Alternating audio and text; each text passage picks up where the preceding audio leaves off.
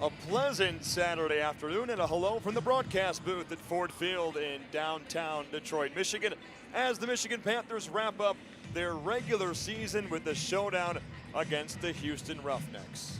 Hello everybody, Zach Linfield riding solo today, no Brandon Huggard, but we do have producer Nick Muscaric with us today as we get you ready for the Panthers and the Roughnecks, their second meeting of this 2025 season. So great to be back with you. The fifth all-time meeting between these two franchises within the USFL division. The Panthers beat the Roughnecks back in Week 8 down in Texas at Tedesco Stadium to secure their spot in the USFL Conference Championship game next weekend against the Birmingham Stallions, a team they have not gotten over the hump against yet. A 30-18 final tally in round one against Houston. Tell you what, after a 1-9 mark in 2024 and beginning the season 1-3, head coach of the Roughnecks, C.J. Johnson, has strung together a pretty promising second half of the year for the Roughnecks. Michigan, on the other hand, of course, led by the head coach, Mike Nolan, 6-3 after a loss to Birmingham last weekend, but a third date with the Stallions already etched into stone for a playoff rematch next week at Protective Stadium down in Alabama. Coming up on the Panther pregame show, we'll lay out the expected starters for Michigan, check a lengthy pregame injury report as the Panthers will keep a couple players on the shelf this week due to injury and some rest before their Week 11 matchup starting the playoffs against Birmingham. A chat from the locker room with perhaps an unexpected starter at quarterback and a name in the state of Michigan that fans most certainly will remember. I'll deliver my key of the game here today without Brandon. And finally, a pregame conversation with the head coach himself, Mike Nolan. Just kicking off our pregame here in Week 10. So excited for the home finale here at Ford Field. 3:07, the scheduled kick time here in Motown. It's the Michigan Panthers and the Houston Roughnecks from downtown Detroit. Coming up on the Michigan Panthers Audio Network.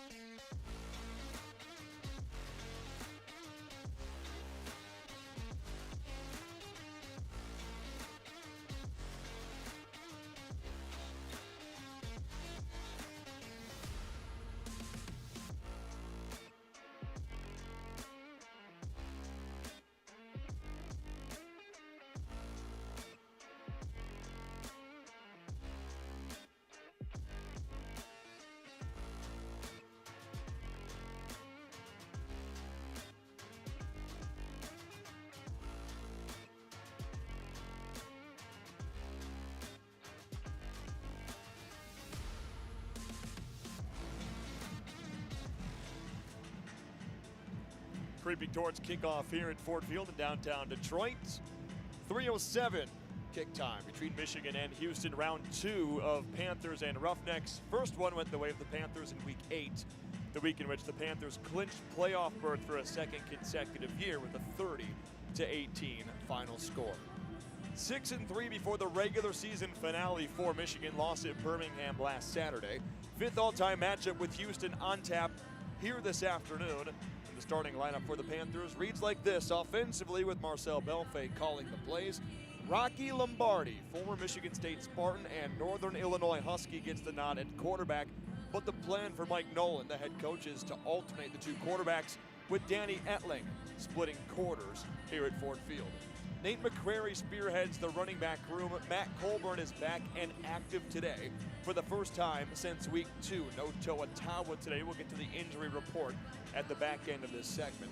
CLC Mariner, Malik Turner, and Jalen Moore headline the receiver room. Starting tight end today is Gunnar Oaks with no Cole Hicatini. No changes along the offensive line. From left to right, Ryan Nelson, Jake Burton, Noah Johnson, Victor Kern, and Chim Okorafor.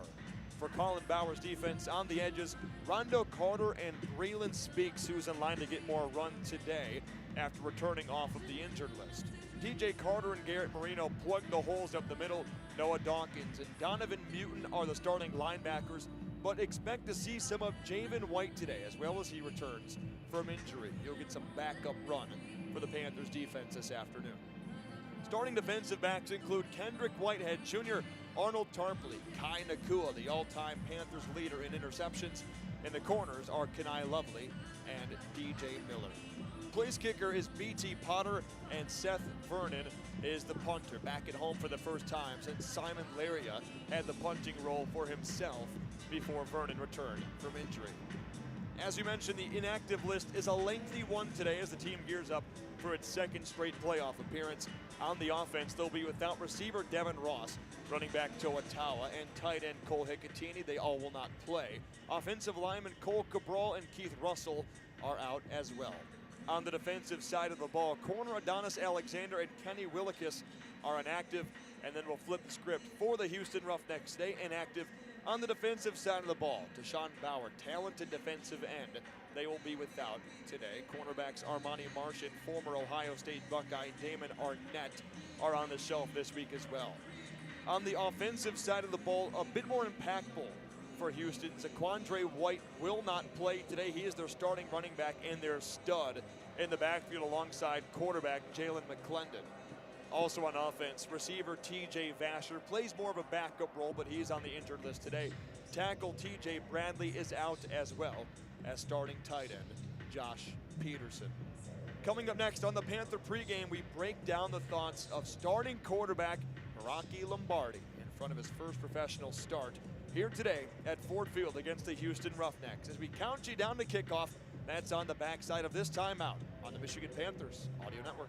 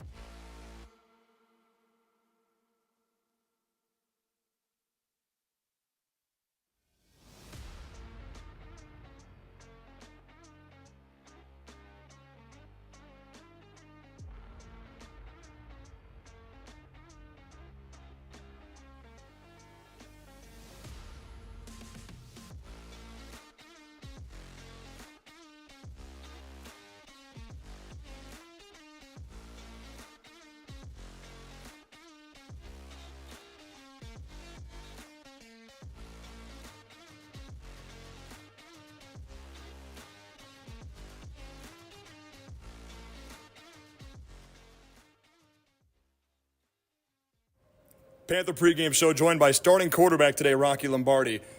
Rocky, the contingent that you have here today might just be a little bit smaller than the one you had at the MAC final when you were with Northern Illinois, but it's still a great feeling to have any kind of support behind you here at Ford Field. Yeah, absolutely. It's great. I'll have my dad and a couple others here today.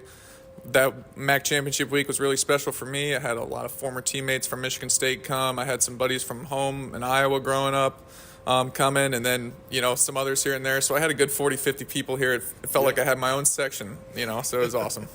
Now, walk us through this week of prep with offensive coordinator Marcel Belfay, just to get you ready for today. Yeah, it was a great week of prep. I haven't gotten a chance to get a ton of reps this season just because I've mostly been the 3, but here and there I've had some reps, and then this week obviously I got a full week of reps, so it was exciting for me to kind of get back into the offense really since fall camp and get my feet under me. I think we got a really great plan today, so I'm excited to see it play out. Talk to us about the weight you feel heading into the start, and at what point in the game or pregame do you think those butterflies will start to subside? I mean, you only found out you were going to start yesterday. Yeah, they probably have already started going away. For me, it's the morning of, right? You wake up in a couple hours, but I'm already starting to feel at home here in the Lions locker room, so I'm getting used to it, getting ready to go, and yeah, I think it's gonna be a fun game. Now, no doubt you've got weapons to work with, whether that's COC, it's Sampson, Devin Ross, Malik Turner, you can name them. You get Matthew Colburn back today. Guys you can rely on before even taking that first snap. Yeah, I mean, we got a really talented team. It makes the quarterback's job a lot easier. We got weapons all over the field, like you just mentioned. Our receivers are great. Tight ends are great. We got great running backs, like you mentioned. Matt Colburn comes back this week. He'll be a huge addition to our run game and our pass game. So it'll be an exciting week for me.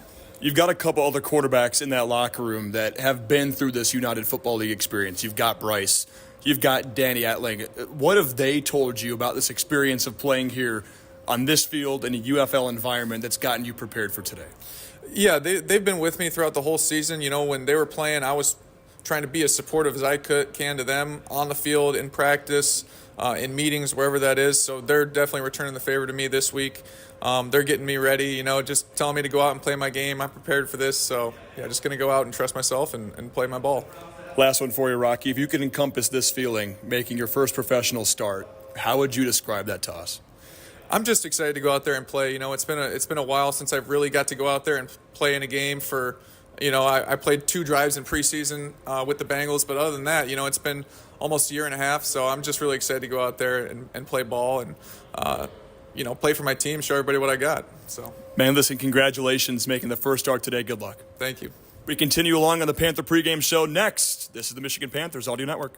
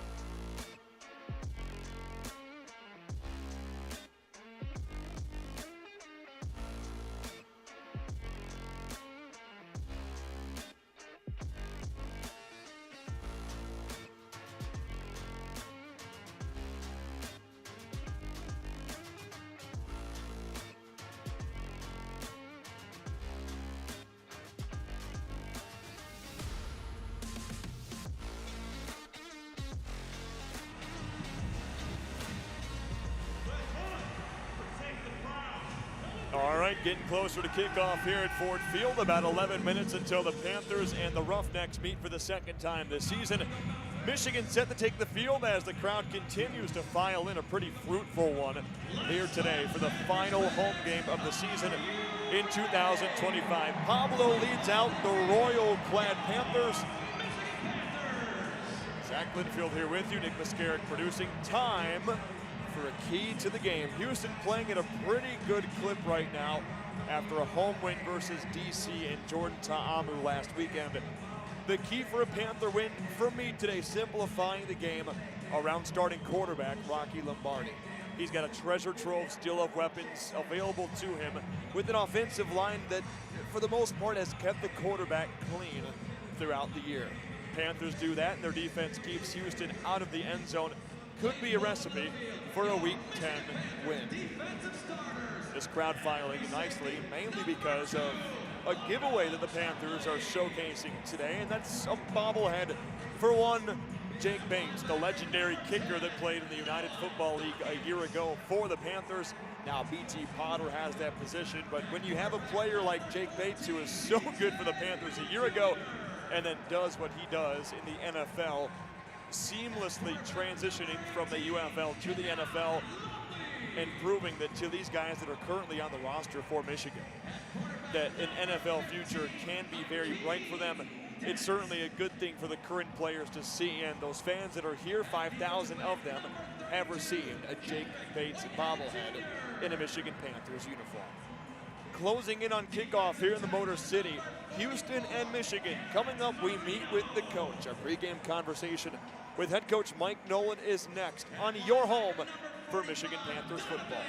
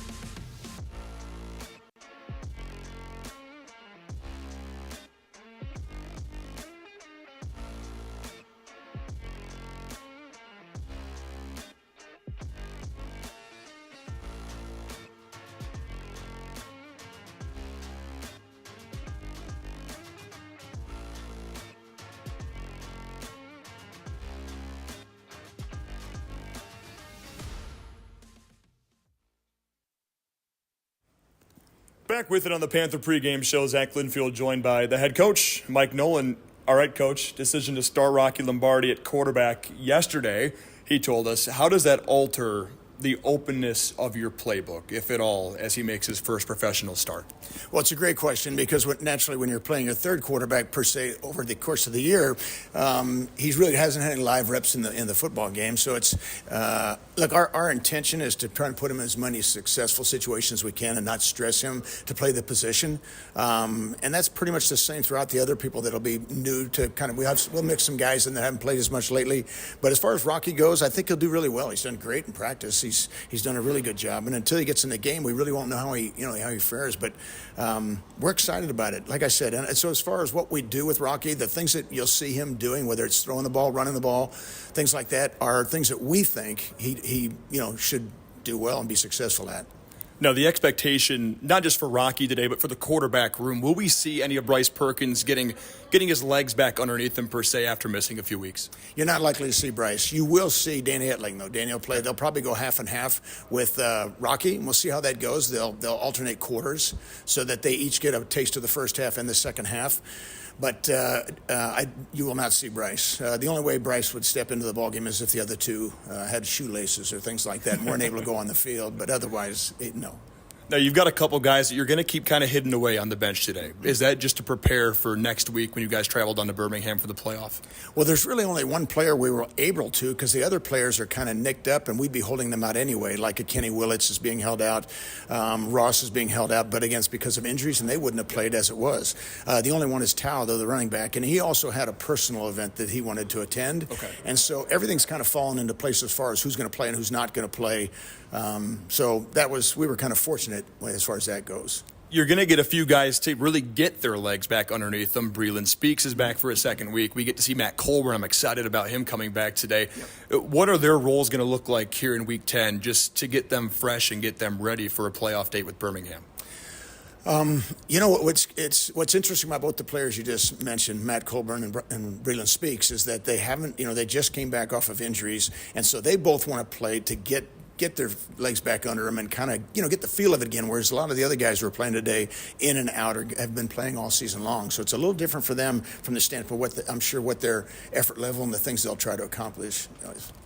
You've got another playoff date with Birmingham in order next week. What things are you and your team, your coaching staff, looking to fine-tune here today before another big one next week? And you got a big smile on your face. I know you're probably looking forward to getting back at those guys. Well, we're looking forward to playing them. It's a rivalry. I think there's mutual respect between both teams. Not that we've beaten them, which we haven't, but they've been last. Every game comes down to the very last. They're either the last play or the last drive. There's never really one that's just kind of taking it by the horns. Anyhow, so we really aren't going to do anything today that necessarily prepares us for that game, other than we're going to play and stay in tune with the things we do. Yeah. But each game will be its own identity, and next week won't be any different. Head coach Mike Nolan with us. Coach, home finale, last one here at Ford Field. We know that there's going to be a road game down at Protective Stadium next week. Just a message to these fans and how great they've been this year. They have been awesome this year, and I hope that we have a great showing today, and I hope we give them a lot to cheer about. And we have throughout the season, and they've always responded. Our players love to come here and play at home, not only because it's Ford Field and the venue and the field that we play on out here is an outstanding field, all those things, but our fans really support us well here, and it's exciting when, you know, the players get energized when they hear people screaming for them. Oh, yeah. One more for you, Coach. What's it going to be to get it done here today against Houston? We have to play within ourselves and play I will say this, everybody plays for a reason of their own, and that's what needs to be your motivation today. It's not to make the playoffs or anything other. It's nothing that's outside of the fact that it's just this one game. And so everybody, I believe, is playing for exactly what they always played for, whatever that might be. And so it'll be interesting. Hopefully, I'm expecting them to play well. That's the head coach, Mike Nolan. Coach, thank you. Go get him today. Thank you. I appreciate it. Continuing along on the Michigan Panthers Audio Network.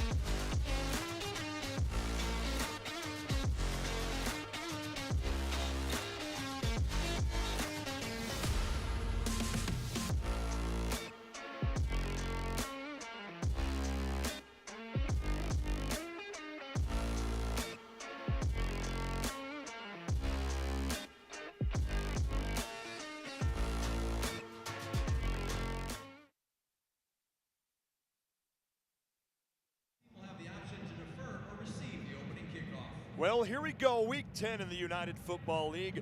Marcus Sims and the Houston Roughnecks are in town. Last one here at Ford Field, and the regular season finale before a second straight trip to the playoffs for the Panthers.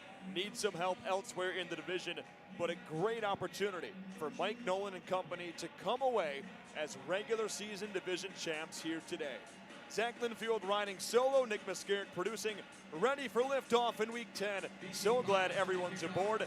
Let's get it started. Panthers and Roughnecks, 5th all-time meeting. Place kicker and Clemson Tiger BT Potter has it teed up. As the Roughnecks are in return formation, their return team at the 35, Panthers at the 40, down to our left in their all-royal plum uniforms. The Roughnecks in their navy red bottoms, white tops, and the triple-toned helmets on top. All blue on the far right, white on the top left, and red on the bottom left. Potter puts his pointer finger up into the air. There's the approach, the run-up, and the kick. It's into the arms of Grayson. Takes it straight out, 10-yard line to the 20. Shifty move off to the left, and he is sent down to the 22-yard line. Tackled by the Panthers, Bryce tornaded, and from the 22 is where Houston will embark on their first drive here in Week 10.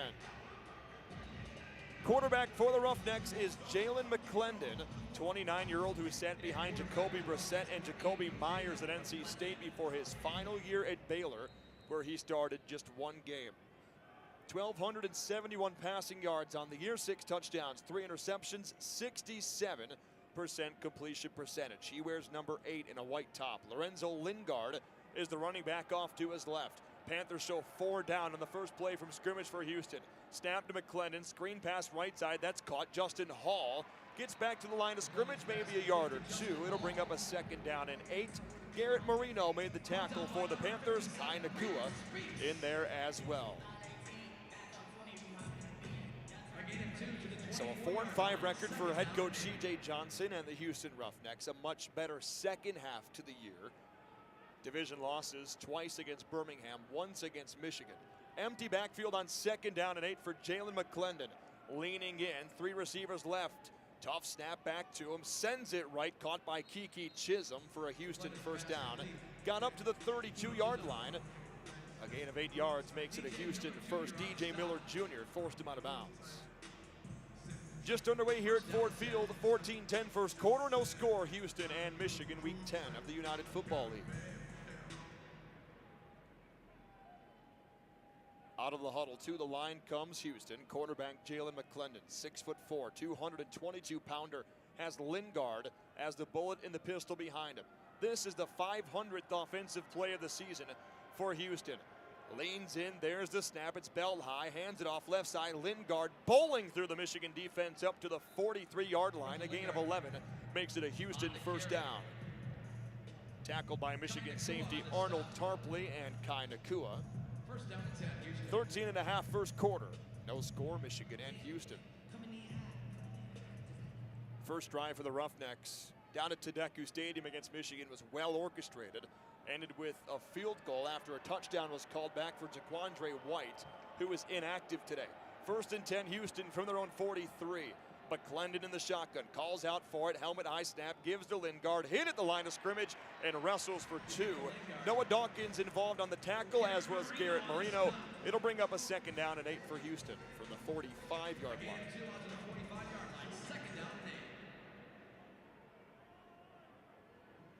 Quick tempo here from Houston. They send 2 receivers left, 2 receivers right on 2nd down and 8 from the 45-yard line. Marching left to right on drive number 1.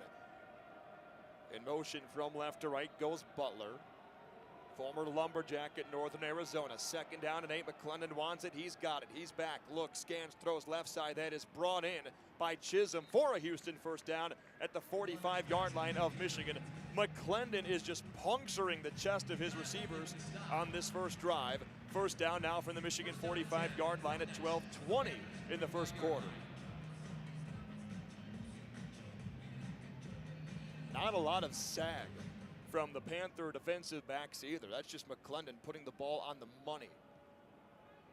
Lingard still the back. as McClendon has his heels in the Nike black shoes at the 50-yard line. Motion man right to left goes Hall. Snap to McClendon. RPO. Flicks it out right and complete. Intended receiver was Jacorius Spivey. A penalty flag is down. It rests at the 41-yard line after the first down and 10 snap. Lots of run-pass options. Sometimes you'll see the occasional ineligible receiver downfield. First time we'll hear from Jason Autry today.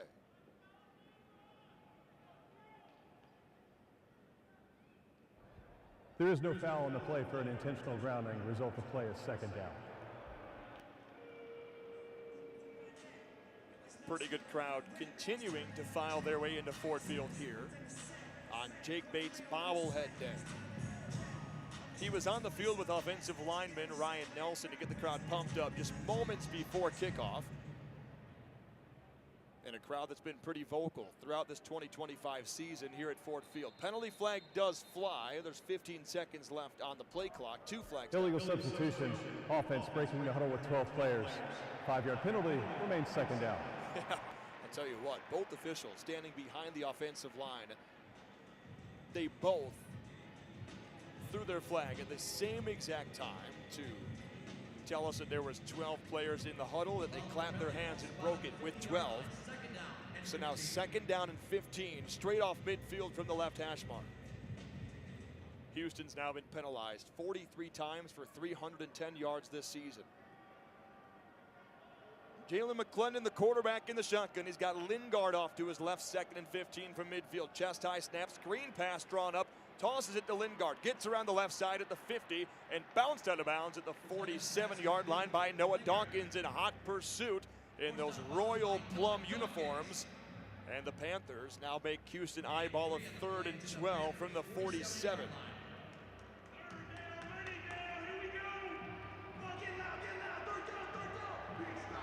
So Panthers without Kenny Willekes will send Rondell Carter and Breland Speaks after the quarterback, pinning their ears back on 3rd and 12 from the 47-yard line. 10:50 first quarter without a score. 3 receivers right. Snap McClendon fading out to his right, setting his feet, throwing a dart, caught first down Houston, brought in by Justin Hall. His second catch of drive number 1 resets the chains for Houston down to the Panther 33. A fireball out of the hand of Jalen McClendon. Just looked like an effortless pass as he set his feet through and right away. Bryce Tornaden clocked Justin Hall, 26-year-old out of Ball State. 3 touchdowns this season. That's his 60th catch. Next highest total on this team is 27 catches for Chisholm. 1st and 10 from the 33. Motioning back and forth is Spivey. He sets off to the left, snap McClendon on first down, back throws middle, caught inside the 20-yard line, hit at the 15, and tornado down to the 16-yard line is Chisholm for another Houston first down. They'll mark him all the way down at the 15-yard line at 9:50 first quarter without a score. And the Panthers defensive backs, they are right there in coverage, but McClendon is placing a picture-perfect football to his receivers here on this opening drive.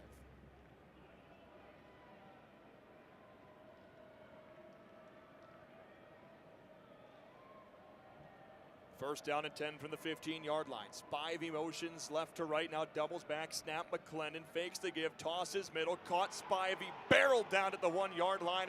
He was smoked by Arnold Tarpley, but he went up and made the catch with his dark black gloves, and he's going to find himself at the 1-yard line at 9:05 first quarter. A tight end pop pass in which the tight end Spivey just snuck his way towards the Panther goal line, and now down to the Honolulu blue end zone to our right. Houston knocking on the doorstep on their opening drive. 11th play of the drive from the 1-yard line. Houston 1st and goal. Snap McClendon gives left side. Lingard putting his head down, trudging towards the goal line. He was snuffed up by Breland Speaks and company, and it'll be 2nd down and goal. Garrett Marino, Donovan Newton on the stop.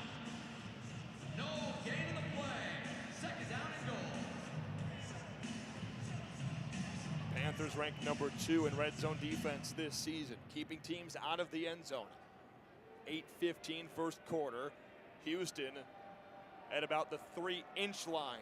McClendon in the shotgun. Pistol set. Lingard straight behind him. 2nd and goal. Snap. McClendon gives Lingard hit at the line of scrimmage towards the goal line. He's in. He barely squeezed his way into the end zone down to our right. It's a 1-yard touchdown carry for Lorenzo Lingard, his 2nd touchdown of the year. And the 25-year-old out of Orange City, Florida, has given Houston a 6-0 lead in the first quarter at 8 minutes and 1 second.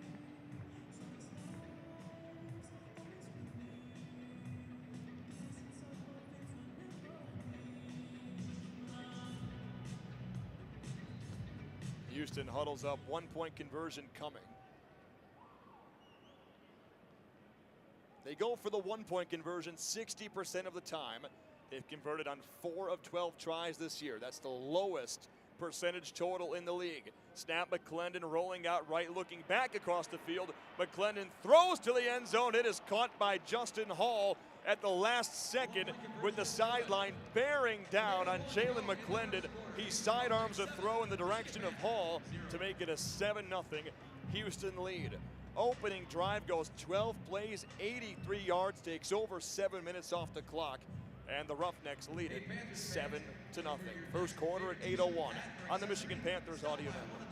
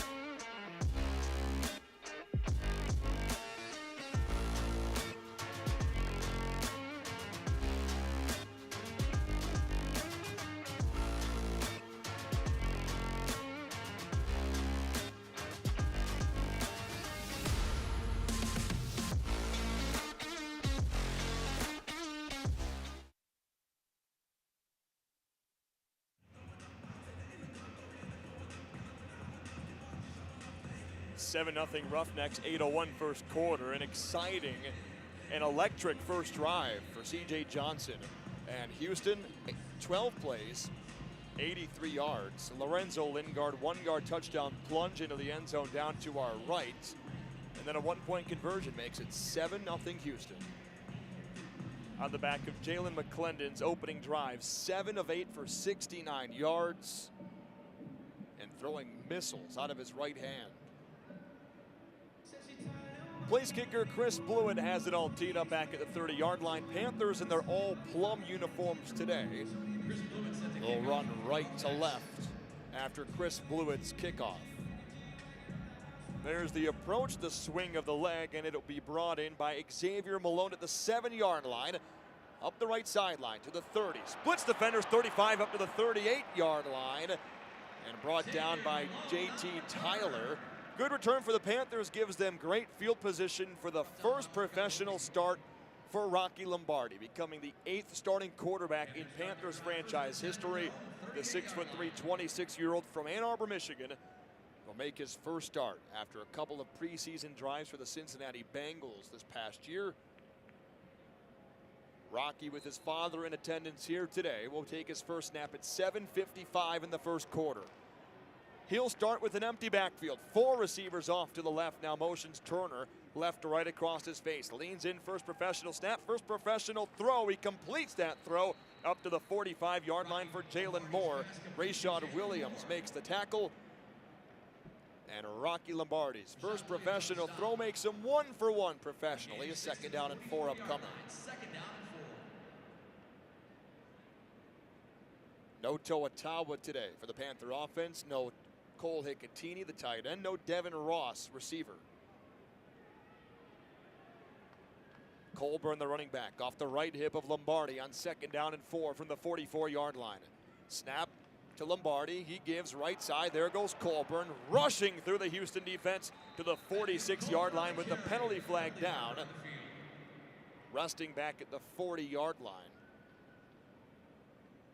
Second time we've heard now from Jason Killing Autry. motion, offense number 7. 5-yard penalty from the previous spot. Repeat 2nd down. So that's Jalen Moore. Guilty party for the Panthers, now drawing up a 2nd down and 9 from the 39-yard line. More on Rocky, drafted by the Panthers in the 2024 UFL college draft. 22 games as a Spartan in East Lansing, 9 starts over 3 years. 1,900 yards and 11 touchdowns. 7 minutes first quarter, 7-0 Houston. First drive here for the Panthers on 2nd down and 9 from the 39-yard line. Colburn, the running back, to the right hip of Lombardi. Snap Lombardi gives Colburn, falling backwards to the 44-yard line to make it 3rd down and 4. Tackle made by T.J. Franklin, defensive end. But for Lombardi, he finished that collegiate career at Northern Illinois. He ranked 2nd in passing yards all-time per game at just less than 184 per contest, and 6th all-time in total yards at 5,516. 31 touchdowns in 3 seasons as a Husky in the MAC Conference. 3rd and 4 from the 44. Low snap, Lombardi well protected, fading out right, looking, throwing, caught, running back Colburn, midfield, 1st down before he's sent back by a tag team of Roughnecks, brought down by Marvin Moody Jr., but that's a good throw by Rocky Lombardi, throwing across his body, finding a wide open running back target, and the Panthers move the chains.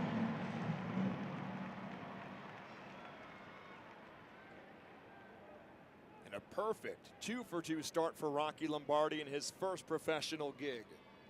He's been quarterback 3 this season, sitting behind Bryce Perkins, sitting behind Danny Etling.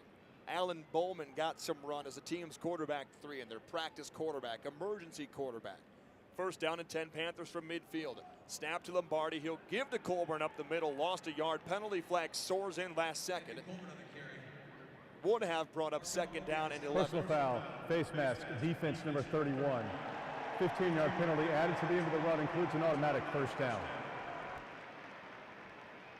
Penalty call against Markel Roby out of Pittsburgh State, 25-year-old from New Orleans. And that'll send the Panthers all the way down to the Houston 35-yard line for a 1st down at 5:24 in this first quarter. Seemed like right when Colburn was hit by Roby, the flag immediately came off the hip of our referee, Jason Autry. Clock now maneuvers below 5:20 first quarter. McCrary, the new running back, in for Lombardi.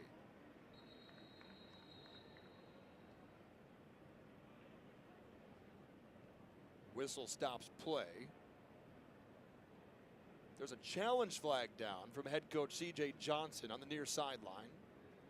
Third year as the head man for the Roughnecks. Autry jogs over to the near sideline to confirm what he'd like to challenge, likely the face mask penalty.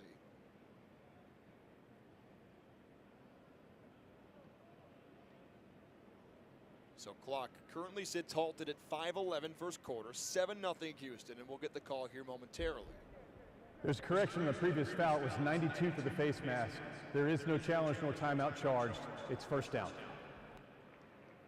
So instead of Roby, it's Moraney called for the penalty, native of Holland, Michigan. And the Rock still sits at the 35-yard line for Rocky Lombardi. And the Panthers chasing 7 points here in the first quarter.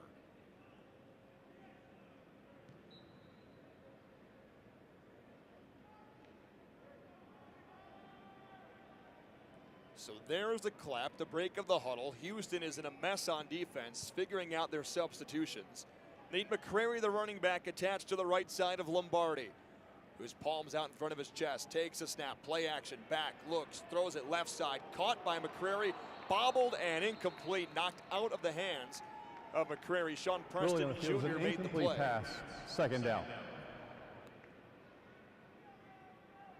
Brings up a second down and 10. A short pass there from Lombardi. He looked downfield, he scanned, couldn't find anything.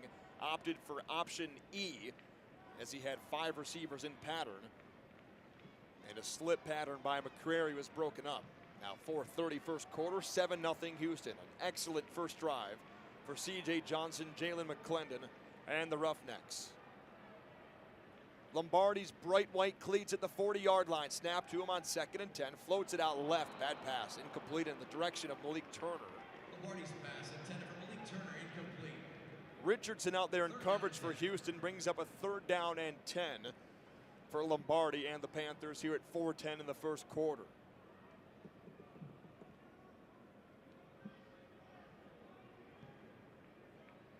As we heard in the pregame, likely not to see any of Bryce Perkins today. He is in uniform. Danny Etling will play the second quarter, according to head coach Mike Nolan. But a 3rd down and 10, where the Panthers this season convert at a 47% rate from the 35. Snap, Lombardi throws it left. That is caught. Jalen Weidermeyer fighting for a first down. He's got it at the 23-yard line. Brought down by Jaquan Shepard and company. That's a great job by Weidermeyer. Just his 4th reception of the season. And he moves the chains on 3rd down and 10. Lombardi found him on the back shoulder. He spun out of the original tackle and carried Roughnecks with him for a first down to the 23.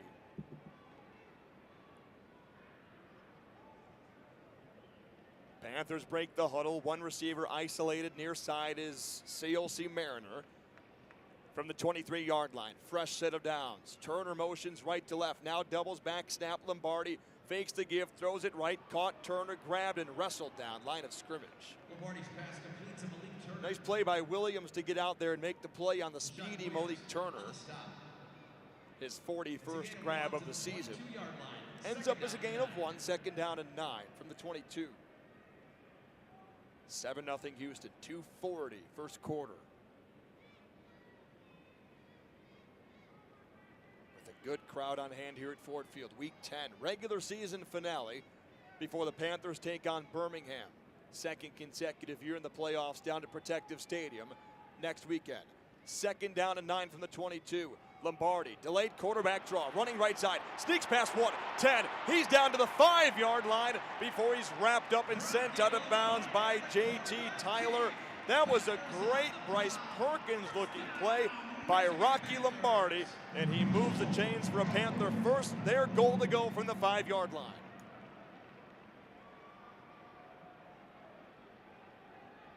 A patient attacking run following 2 pulling linemen, Ryan Nelson and Jacob Burton from the left side. It was a convoy for Lombardi, and 1 block separated him from the end zone. Now 1st down and goal for the Panthers from the 5, chasing 7 points with 1:45 Snap, Lombardi bobbled, sent back to the 20-yard line, spinning and falling. Ball is still free, squirting loose at the 33. Now there's a pile of humanity for it at the 34-yard line, and Houston comes out with the football. Recovered by J.T. Tyler. Snap was hot and off to the left for Lombardi from Noah Johnson. And the Roughnecks have turned him over. And the Panthers, on their first snap from goal to go, give it to Houston, down 7. 1:36 first quarter. We've hit a break here at Ford Field on the Michigan Panthers Audio Network.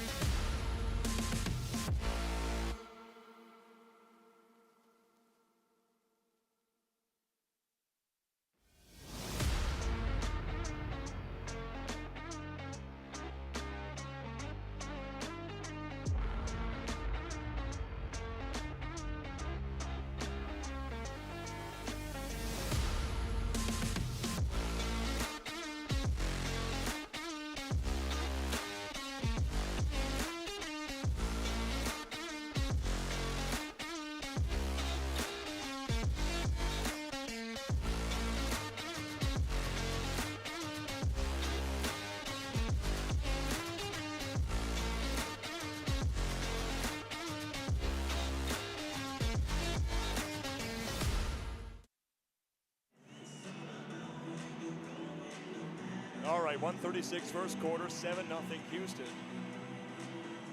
Panthers turn it over, their 4th fumble lost of the season. Snap went right by Rocky Lombardi. It was a fireball of a snap from center Noah Johnson. Just didn't look like Rocky was quite ready for it, but that drive for Michigan was 9 plays that sent him all the way down to the 5-yard line, used a face mask penalty against Houston to get down there. But trailing by 7 points, here come the Roughnecks looking to extend their lead. Quarterback Jalen McClendon sneaks in behind center. Ducks in behind Kramer, has Lingard as his back. Snap, McClendon falls over his own feet back at the 27-yard line.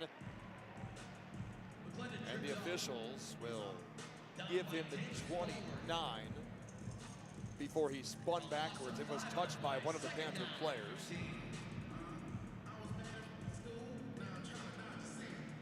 Fell straight over the feet of his center, Jack Kramer. Was a center pull play with a stretch handoff to the left side, and Kramer just tangled his feet up with his quarterback, and it results in a loss of 5. So 2nd and 15 now from the 29-yard line. 4-man front for the Panthers. Snap, McClendon, back throws middle, incomplete. Cam Sutton, the intended target.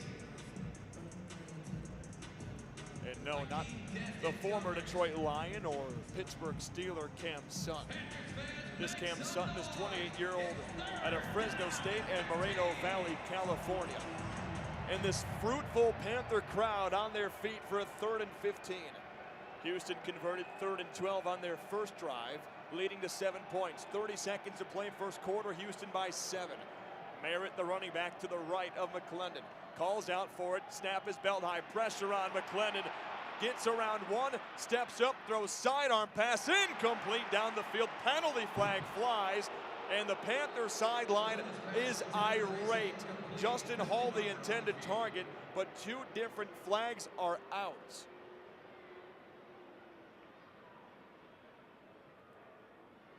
Keontae Harden was in coverage of Justin Hall. And from our perspective, it looked like he got the left hand in. Pass interference, defense number 16. The penalty is places the ball at the spot of the foul and includes an automatic first down. And the spot of the foul is the 45-yard line, near side of the field. Kai Nakua whiffed on the potential sack. But big news here is Jalen McClendon is down on the ground at the 30-yard line. He slowly made his way off the field, but now he's on his backside and lying on the field turf at the 30-yard line, about 5 strides off the near sideline.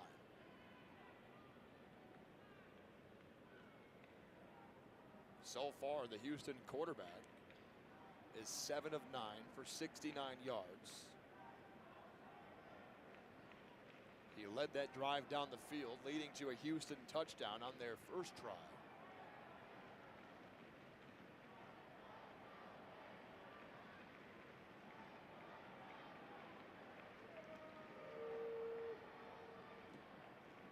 McClendon back up to his feet. He'll walk off under his own power, but it's a very slow meander off to the sideline. Walking straight towards us here in the booth. Blue tent comes up, and they'll take a look at their starting quarterback. So the backup for Houston is 26-year-old native of Cliffwood, New Jersey, Anthony Brown. Quarterback for the Roughnecks. He completes passes at a 48% clip, 207 yards on the year, 1 touchdown and 3 interceptions.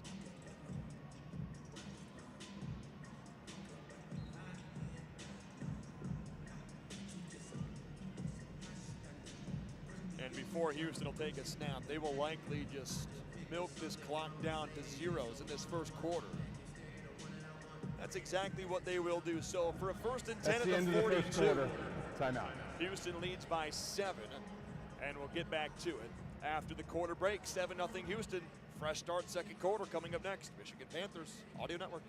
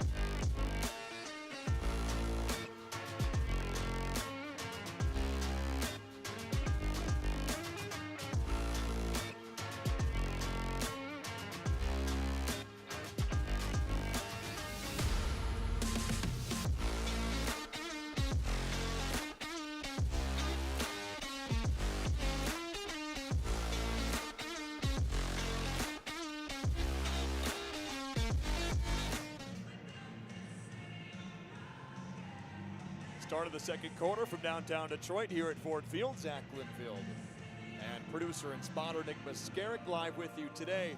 7-0 Houston after the first quarter. It's a long drive that the Roughnecks stitched together. 12 plays, 83 yards, just a hair under 7 minutes. Lorenzo Lingard plunged in from 1 yard out to make it 7-0. Roughnecks have it back from their own 42-yard line on a 1st and 10. Anthony Brown, new quarterback, checks in, takes a low snap, hands off Lingard, head full of steam, ahead for 4 to the 46-yard line. Tackle made by Panthers defensive back R.J. Moten. Former Michigan Wolverine finished his collegiate career in Florida. Second down and 6 now from the 46-yard line. Jalen McClendon comes off the sideline and checks back in for Houston after suffering a lower leg injury just moments ago in the first quarter.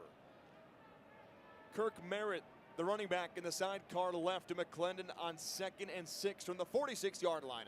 Snap McClendon, delayed handoff Merritt, shaking off defenders back to the 46-yard line. Got the 47, gain of just 1, drawing up a 3rd down and 5 for the Roughnecks to open quarter number 2.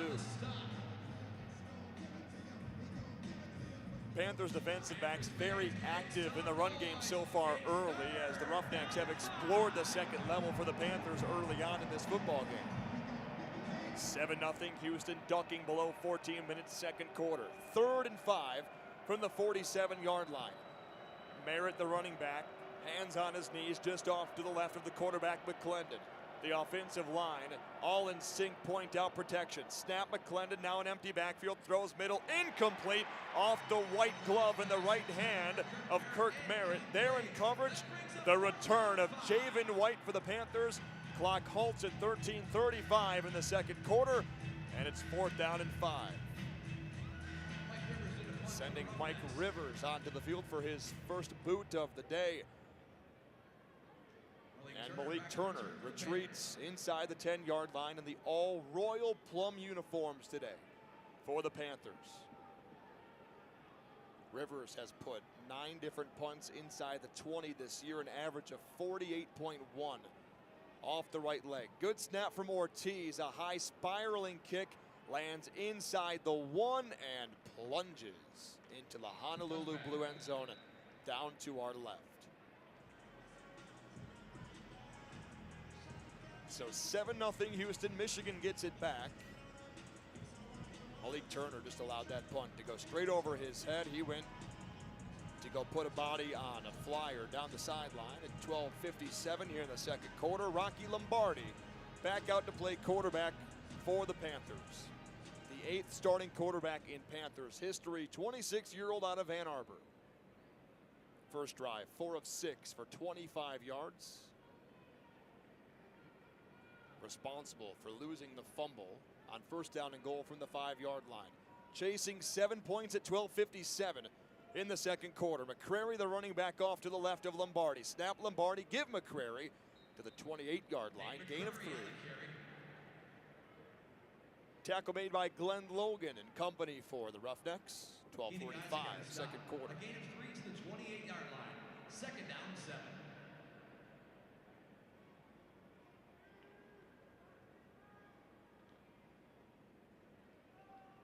So that's McCrary's first carry. It goes for 3. Opening drive, Colburn had 1 carry for 5. Rocky had 2 for 17. 2nd down and 7 from the 28-yard line. 5-man front for the Roughnecks. Snap Lombardi, swings it out right, caught McCrary, 30-yard line, head full of steam up to the 35. First down for the Panthers on 2nd and 7. They get 7. Rashawn Berry made the tackle, and the Panthers move the chains up to the 35-yard line. A bulldozing effort by Nate McCrary after making the catch, making 1 defender miss. And here come the Panthers, trailing by 7 at 11:45 in the second quarter. Former Husky of Northern Illinois, Rocky Lombardi leans in, has the snap, bobbled it for a moment, hands off McCrary, jarring himself around right end, reaching the 45-yard line for a 2nd consecutive first down on back-to-back snaps for the Panthers.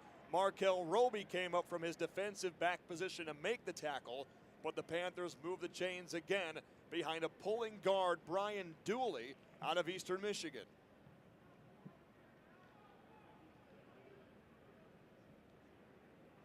Official on the far sideline, he's waving, saying, hey guys, we got to move the chains for a first down. So now from the 45-yard line, first down Panthers.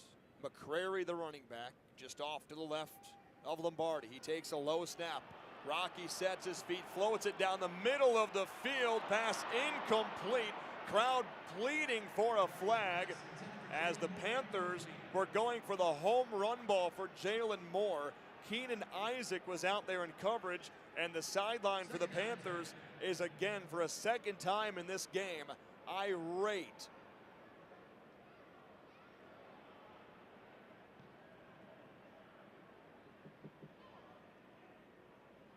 Right at the apex of that potential grab for Moore was the cleanest part of that play from Isaac. Now second down and 10 from the 45-yard line. Colburn, the running back for Lombardi. He's got a chest-high snap, drawing up a screen right side. Back to the 45, stutters 50. Jitterbugs down to the 49-yard line. Brought down by Moody and Preston. That'll bring up a third down and 4. It's a gain of 5 to the Roughnecks 49-yard line. Third down and 5. I'll tell you what, one thing the Roughnecks have done very well so far in this football game, at 9:55 second quarter, leading by 7. They have rallied to the football when the Panthers get into the open field. Full lot of receivers for Lombardi on 3rd and 4 from the 49-yard line. They need the 45. Snap Lombardi, quarterback draw. Lots of space right side. Green grass in front of him. Flag flies 20, 15, 10-5, touchdown Michigan. With a scrum on the near sideline at the 45. Panthers and Roughnecks going at it just down in front of us. Rocky Lombardi celebrates in isolation in the end zone down to our right, but a penalty flag lies at the 49-yard line, and it looks like maybe they got Cioce Mariner for a penalty here on the near side.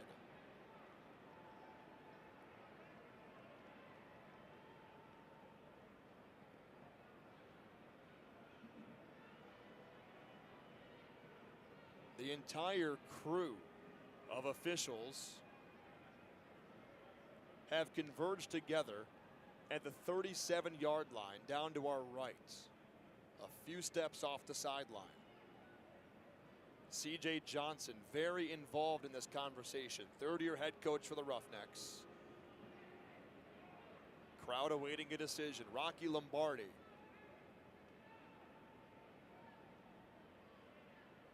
On a touchdown scamper. Illegal hands to the face, defense number 21. That penalty is a fine. Result of play is a touchdown. Well, better late than never. First professional touchdown for Rocky Lombardi at 9:31 in the second quarter on what looked like a clear Panther penalty. Lombardi has brought the Panthers within 1 point.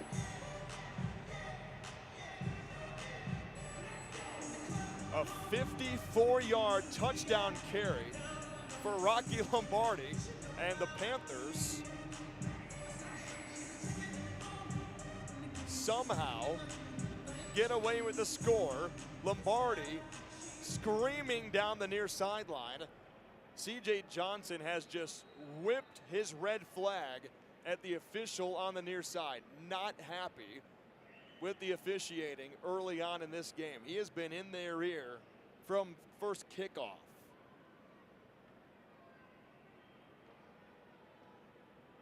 We are a long ways away from C.J. Johnson on this sideline, and we can see the Looney Tunes Tom and Jerry-esque smoke blowing from out of his ears with how frustrated he is with that call. Houston is challenging the previous play for a personal foul by number 4 of the offense. The play is under video review. So what occurred on this near sideline, Cioce Mariner and about 6 different Roughnecks got into it. But that was after initial contact between Mariner and his corner. try and pick up Mike Pereira So here. I'm going to take a look at the actions by number 4 to see if we have a personal foul. There is hands to the face right at the line of scrimmage on 21. Now, when you see 4 go after him in retaliation, he grabs the face mask with the right hand. Then he actually gets the helmet opening from behind and tries to pull it off, which is a personal foul. So he is going to win this challenge, which is then going to offset the penalty, right? We're going to have offsetting penalties. So we're going back to Travis. 3rd and 5 and the 49.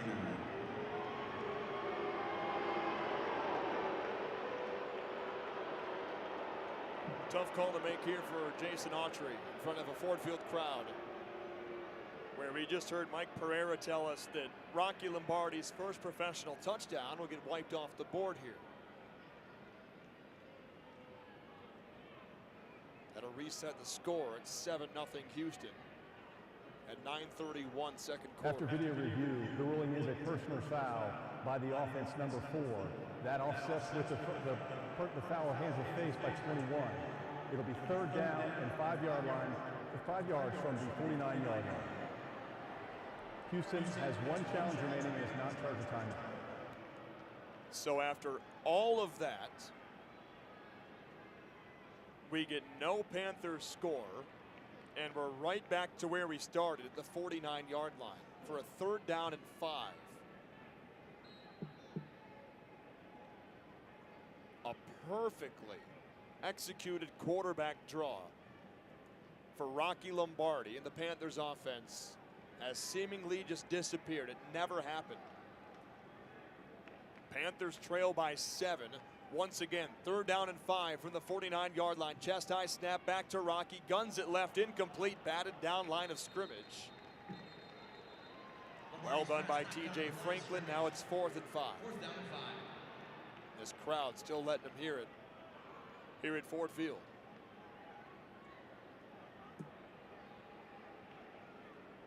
Seth Vernon in a punt for the Panthers. Justin Hall. So that'll send Justin Hall back inside the 10-yard line for Houston, and Seth Vernon to punt this one away for Michigan at 9:05 second quarter. 7-0 Houston.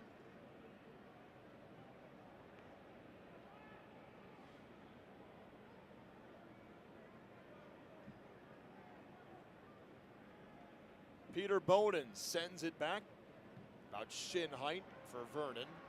A cycloning kick down to the 12-yard line. Justin Hall takes it in, sprints it straight out, 25, into contact up to the 29-yard line, where he's bumped down by Bowden, and we've hit a break at 7-0 Houston, 8:38 in the second quarter. Lots of question marks floating out around Ford Field right now as C.J. Johnson wins a critical challenge on the Michigan Panthers Audio Network. Save 30%.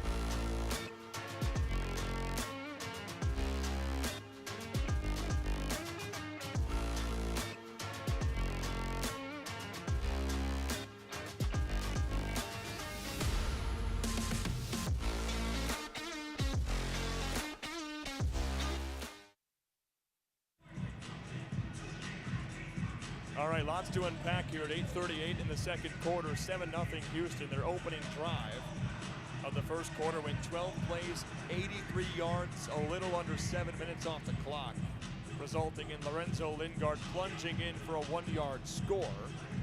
1-point conversion made it 7-0 Houston. Rocky Lombardi just minutes ago sprinted for a 49-yard touchdown carry, which would have been his first professional touchdown score. There was a penalty flag down that looked like it was going to go against the Panthers. They retreated back, was called against the defense, and then C.J. Johnson challenged a call against CLC Mariner and won that challenge. 1 play later, Michigan punts, and here we are, 1st and 10 Houston from their own 29-yard line. Quarterback Jalen McClendon back in the game after being injured late first quarter. He's got the snap, he loads up, he fires deep left side, incomplete. In the direction of his 6'4" target, Kiki Chisholm.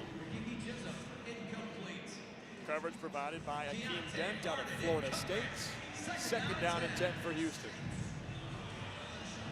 That turned into Chisholm just playing defense. Trying to be one of the largest DBs you've ever seen at 6'4". 8:15 second quarter, Houston up by a touchdown. 2nd down and 10 from their own 29-yard line. Receivers all over the lot for quarterback Jalen McClendon. His 6'4" frame in the shotgun. Looks out left, looks out right. Snap, blitzes on, throws it right, caught. That is receiver Cyril Grayson spinning out of a tackle far sideline up to the 41. An injured Panther falls at the 40, and a penalty flag lies flat at the 33-yard line. I think Breland Speaks jumped the gun Offside, early there. defense number 57. That penalty is declined. Result of play is a first down. So that is Speaks trying to get an eye on the injured Panther at the 40-yard line, lying on the sideline, right in front of his head coach Mike Nolan.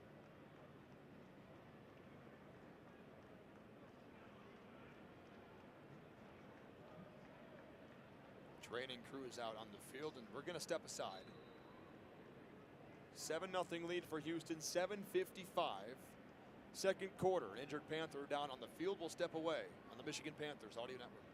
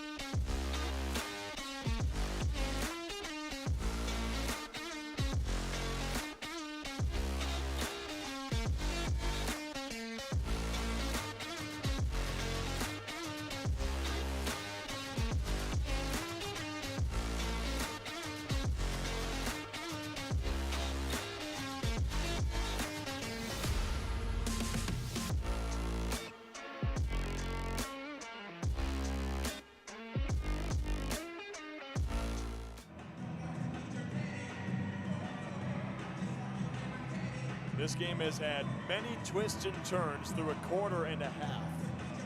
7-0 Houston, 7:55 second quarter. Kenai Lovely was the injured Panther. He is in the blue tent right now on the far sideline at the 25-yard line.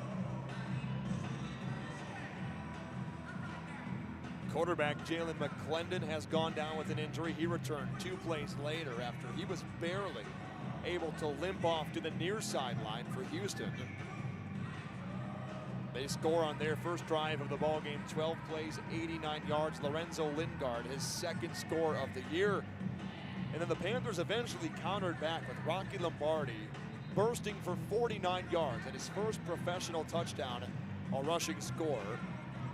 C.J. Johnson, head coach for Houston, throws a challenge flag directly at the umpire. He challenges for unsportsmanlike conduct, a personal foul against receiver Siosi Mariner.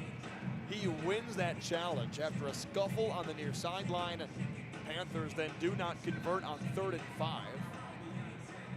Houston then gets it back, and then just moments ago, the injury to Lovely. So after unpacking all of that, 1st down and 10 Houston from the 41-yard line. McClendon in the shotgun, feed offset, right in front of the left. Snap McClendon, stretch handoff left to Merritt, puts his head down, and the Donovan Mutant to the 45-yard line. Pickup of 3 yards on the play, 2nd down and 7 coming up for Houston. Panthers on the stop. Gain of 5. 2nd down and 5.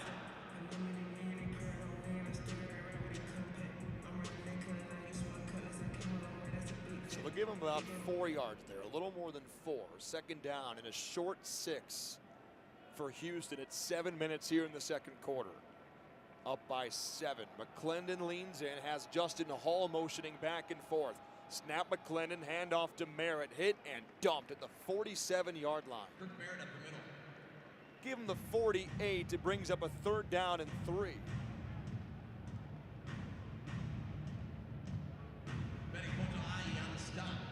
Opportunity for the Panthers to get off the field here on 3rd down and 3.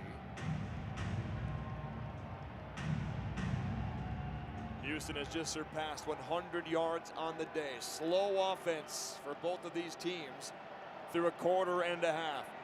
3rd and 3 for Houston. Merritt, the running back, to the right of McClendon. 2 receivers left, 2 receivers right. Low snap, McClendon back, sets, throws left side, caught Justin Hall, 1st down at the 46 of Michigan. Tornado out there in coverage for the Panthers. That moves the sticks for Houston to the Panther 46-yard line. Kicker is Chris Blewett. As long as 51 this year, they'd have to achieve the 33-yard line. 5:50, second quarter. Roughnecks 7, Panthers nothing.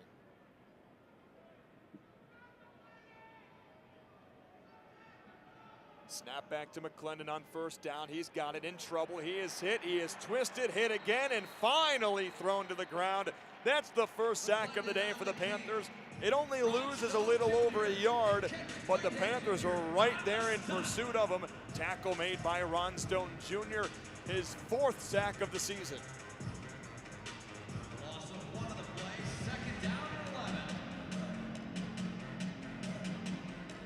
That had run-pass option written all over it. Results in a loss of 1. McClendon was able to inch closer to the line of scrimmage. Down to our left at the end zone where Houston is trying to score on. Kenai Lovely being carted off. 2nd down and 11. Snap Houston. McClendon back, arches it right side. Pass is brought in right at the 1st down marker, and for a couple extra to the 34-yard line is Cam Sutton for a Houston 1st down. 1st down and 10. His 4th grab of the year is the longest grab of the year. And the Roughnecks move the chains.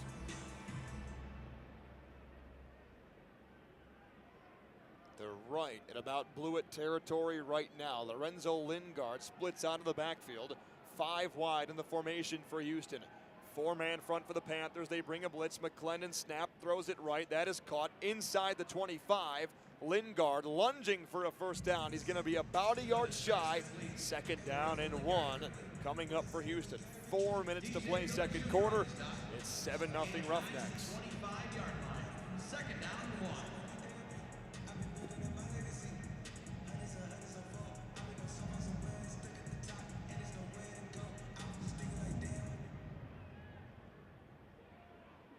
Lingard's been a threat both on the ground and through the air this year for Houston.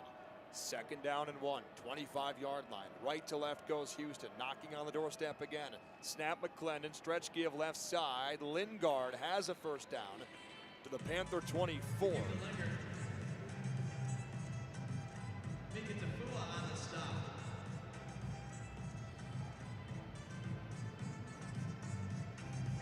Panthers fan, make some noise. The officials came in and they marked him just a little bit short. They were debating the entire time there whether or not Lingard had the first down. C.J. Johnson once again in the ear of the official. 3 minutes to play second quarter. Houston 7, Michigan nothing. And C.J. Johnson waits to call timeout. There it is. Houston has called their first charge timeout of the half. It's 30 seconds in late. So before third down and 1, Johnson talks it over with his group. 2:52 to play second quarter. A couple good drives stitched together by Houston in this one. Their first drive of the game went 12 plays for 83 yards. This drive so far is 9 plays for 46. Started back at the 29-yard line.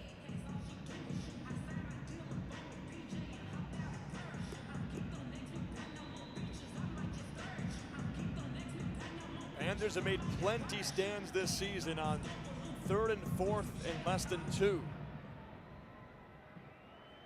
Houston needs about 6 inches here on 3rd and 1. From the 25-yard line, McClendon the quarterback, Lingard the running back. McClendon leans in, fakes the give, throws middle. It is incomplete. It was a run-pass option in which Kiki Chisholm was the receiver. Keontae Harden in coverage for the Panthers brings up 4th and less than a yard. And the Roughnecks all the way keep their offense on the field. I mean, just a monumental play upcoming here early on in this ball game. First half coming to a close. 2:30 second quarter. Houston 7, Michigan nothing. From the 25-yard line, here come the Roughnecks on 4th and less than a yard. Lingard the back to the right of McClendon. Leans in. There's the snap, fakes the give, wants to throw left side, incomplete. Thrown towards Chisholm, and Keontae Harden makes the play to jar it free. That's a huge play for the Panther defense, and they send them off. 2 plays with less than a yard to get, and the Panthers say no thank you. We'll take it right back.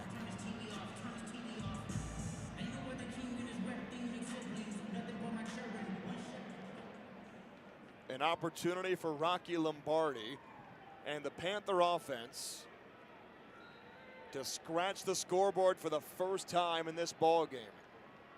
Likely just 1 play before the 2-minute warning here in the second quarter. 1st and 10 from their own 25. Snap Lombardi, he's back, looks, throws middle, intercepted. Near sideline, 20, 15, 10, 5. Free route to the end zone. Touchdown Marvin Moody Jr. And Houston couldn't get it done offensively, but the defense surely gets it done. Only takes 8 seconds and 1 play for Houston to make it 13-0.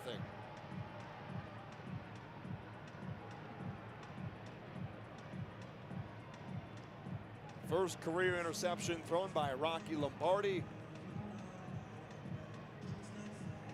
And first career touchdown for Marvin Moody Jr., 26-year-old out of Tulane.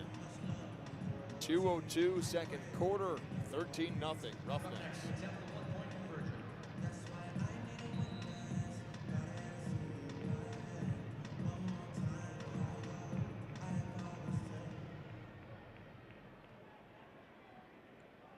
Houston 1 of 1 so far for the 1-point conversion. Looking to expand their lead here. Lingard running back off to the left. McClendon snap, back, throws, right side, incomplete. Chisholm, the intended target, wanted the big 6'4" frame, left it short. Chisholm incomplete. Coverage for the Panthers provided there by DJ Miller Jr. With 2:02 to go in the second quarter. Houston Roughnecks Now just 13. 2:02 to play here in the second quarter. Panthers down 13.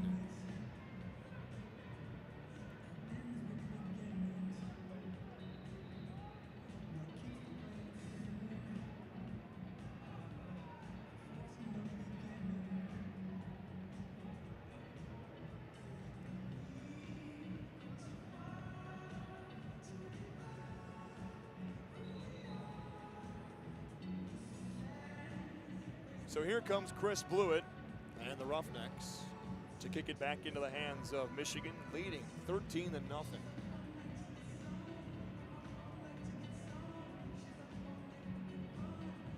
Roughnecks playing to get back to 500, finish the season at 5-5.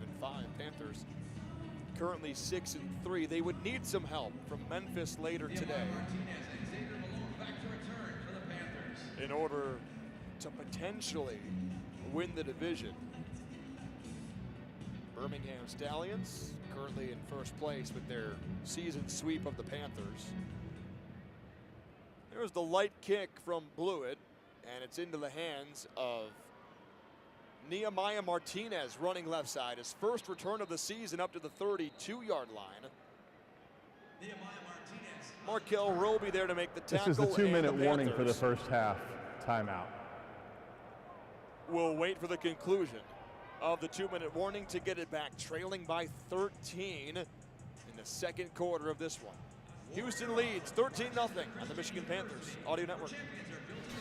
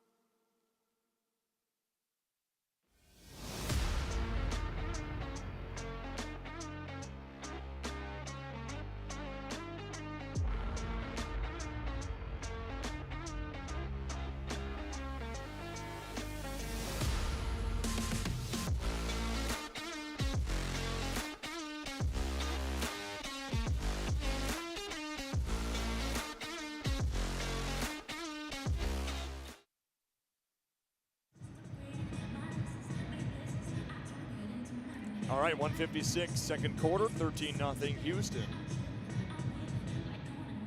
The Roughnecks had third and less than a yard from the 25-yard line, trying to score the Panthers' end zone down to our left. Panthers turned them away on third down. They also turned them away on fourth as the Roughnecks took to the air on both tries. Panthers then get it back, and on the first play, quarterback Rocky Lombardi makes a huge mistake, throws it right into the waiting arms of Marvin Moody Jr. for his first professional touchdown. Roughnecks were unable to convert their 1-point conversion, and here we are, 13-0. Panthers have it back from the 32-yard line on first down and 10 as we wait for the 2-minute timeout here to conclude. Pretty empty day in downtown Detroit. F1 race here tomorrow through the Motor City. Tigers are on the road in Kansas City. But a very packed house here at Ford Field for the regular season finale for the Panthers as they take on the Birmingham Stallions next weekend in Alabama. It's next Sunday afternoon. Second straight year those two teams have collided in the USFL Conference Championship game. They empty out the backfield for Lombardi on 1st and 10 from the 32-yard line. Snap to Rocky, looks right the entire way, sets his feet, throws right, caught Colburn, 40-yard line, stutters up to the 45, and it's brought down on the near side, tackled by Moody Jr., who just brought in the touchdown for the Roughnecks, their first defensive score of the year.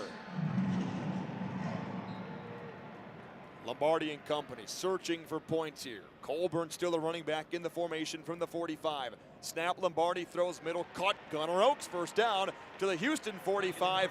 It's the Panthers' second trip inside Roughneck territory today. Benson made the tackle right away on Oaks. And we're within 140, second quarter, 13-0 Houston. Receivers all over the lot again for Lombardi. Helmet high snap, he's back, throws to the near sideline, caught by Oaks. Ball flutters out, taken away by Houston, and play is stopped by the officials. As streaming down the sideline was Colby Richardson after plunking it out of the hands of the Panther tight end Oaks.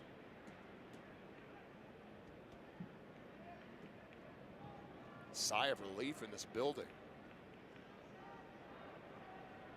Didn't look like Gunnar had a great hold on that ball, was bobbled around and rightfully stopped by the officials before Houston could run it back for a second defensive score. 1:28 second quarter. Panthers inside Roughneck territory, snap off the 45, Lombardi fading out right, pumping, throwing into the dirt, incomplete. He spiked it down here in the direction of Matthew Colburn. Officials come together. They'll discuss a potential intentional grounding. Ruling as the quarterback was outside the tackle box and the ball went beyond the line of scrimmage. It's an incomplete pass, third down. There's the dulcet tones of Jason Autry. Panthers chasing 13 points. I'd like to get something here before we hit halftime in front of a packed house in downtown Detroit. 3 receivers sent off to the right, 2 left. Secondary part in 3rd and 10 from the 44. Lombardi back, loads up. Now he'll tuck, now he'll run. He'll put his shoulder down, split defenders, and pick up a first down to the Roughneck 31. That's a rough run for Lombardi before he was finally sent to the field turf by Richardson. Mike Nolan utilizes his Mission has first called their timeout. first charge time out of the half. It's 30 seconds in late. When it looked like Rocky was going to potentially slide, he dropped his left shoulder right into Markel Roby and split defenders to pick up a first down. And with the Panthers down 13-0, 1:13 left in the second quarter, they've made their way within BT Potter range. The 38-yard line is where BT's hit his long from this year, 56 yards out. But here, if you're the Panthers, you've got plenty of time to go for 6 or more. 73 seconds left on the second quarter clock, 13-0 Houston. Rocky Lombardi has just rushed for a first down to the Houston 31-yard line. Noah Johnson, the center, hovers over the football. Empty lot again for Lombardi. 2 to the right, 3 left. Weidermeyer slot left. Helmet high snap, blitz is on. Rocky ducks, throws downfield in the direction of Mariner, incomplete, as Lombardi was sent down to his backside at the 40-yard line on the numbers near side. Second down and 10.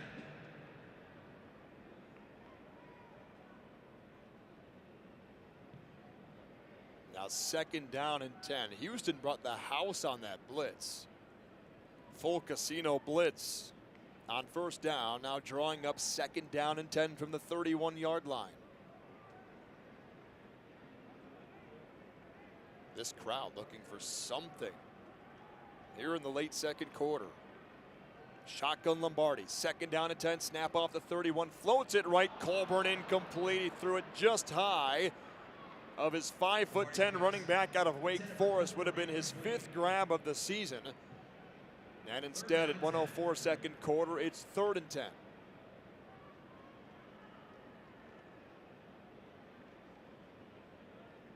Really, no one out there in coverage, too. Lombardi just threw it off his back foot. And airmailed his target by just a touch. Now 3rd and 10 from the 31-yard line. Panthers marching left to right. Down by 13.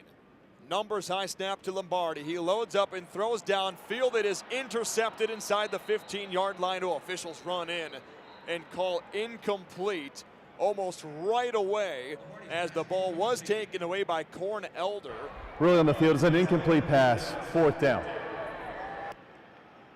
And it's 4th down. So still 58 seconds left in the second quarter.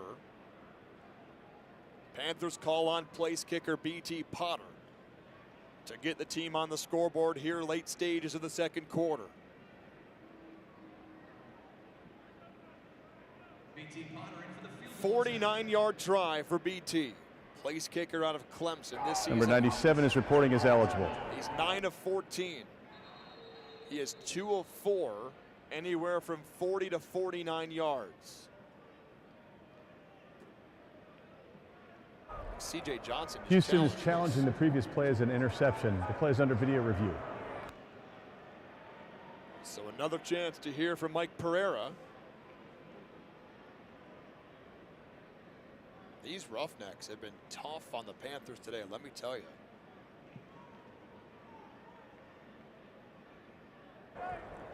After video review, the ruling on the field is confirmed. It's an incomplete pass. Houston is out of challenges and loses 1 timeout. They have 1 remaining. It's 4th down. One of the quicker reviews we've had here in the United Football League season. Super speedy. 13-0 Houston. 58 seconds left, second quarter. BT Potter does have it lined up. Now a challenge flag from the Panthers. Mike Nolan's got an arm on him. That landed north of the 40-yard line.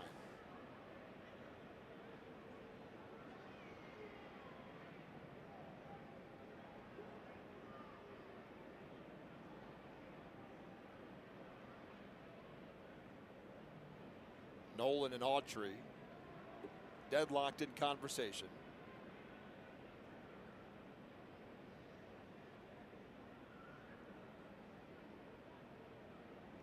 And here we go. Michigan is challenging. There was defensive holding on number 84 of the offense. The play is under video review.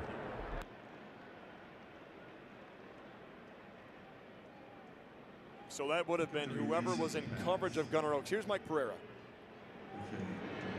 In real time, you have to look at the release of the pass.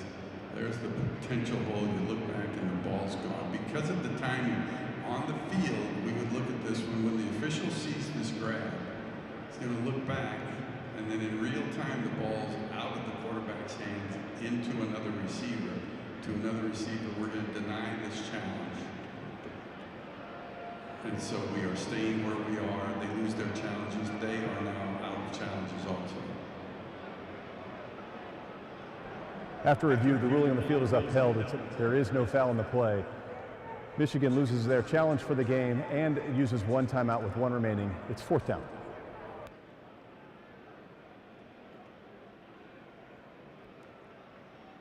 Not quite sure. I've seen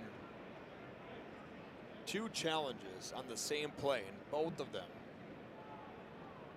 wind up not being successful. So C.J. Johnson challenges for an interception. That was a no. Mike Nolan challenges for a penalty. That was a no as well. So after all that, 49-yard try. Snap there from Bowden.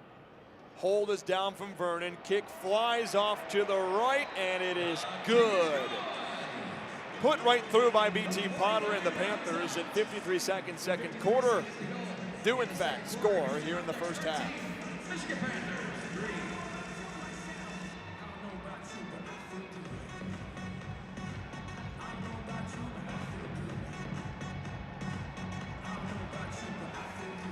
BT will go from kicking a field goal to kicking off, and Houston still has 53 seconds to utilize here in the first half before we hit the expiration of half number 1.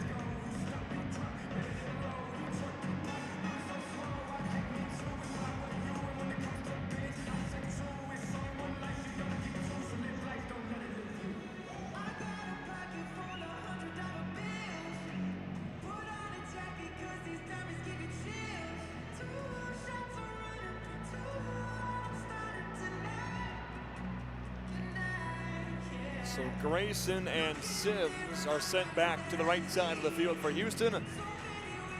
BT Potter has it teed up back at the 30-yard line down to our left. 13-3 Houston at 53 seconds left in the second quarter. And they're set to get it back. There's the run up and the kick from BT. A line drive right at Cyril Grayson Jr. Sprints it out, ball tucked away in the right arm. Stopped at the 25-yard line, now veers out to the right towards the Panther sideline on the far side of the field. Chased down and tackled at the 30. R.J. Moten, specialist out of Florida, made the tackle. So now 45 seconds left to play, second quarter. Houston by 10. They get it back, led by quarterback Jalen McClendon.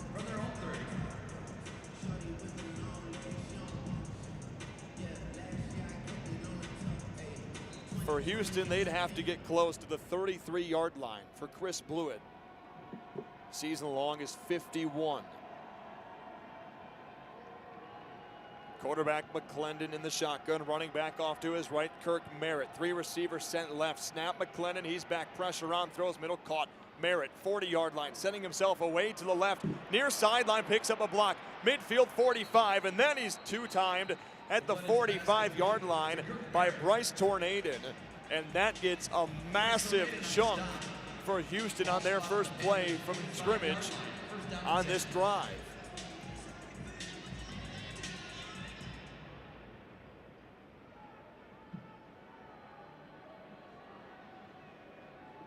.34 seconds left, second quarter. 13-3 Houston from the Michigan 45-yard line on first down. Snap McClendon, throws left, caught Chisholm at the 37-yard line and brought down right there. Michigan lying right on top of Chisholm. Tackle made there by Whitehead. Brings up a second down and 2. McClendon ducks in behind center, spikes down the ball at 18 seconds left in the second. McClendon spikes the ball, kills the clock. Third down and 2.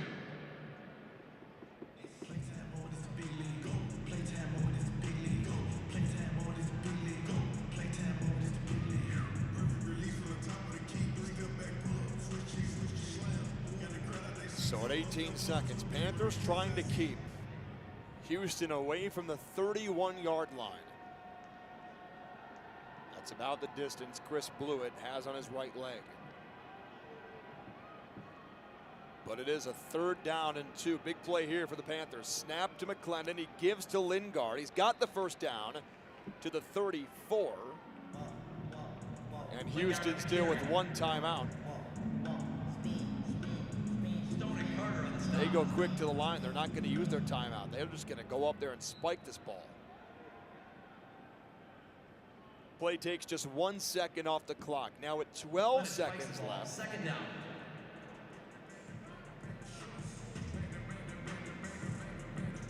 Houston will have a second down and 10, up by 10.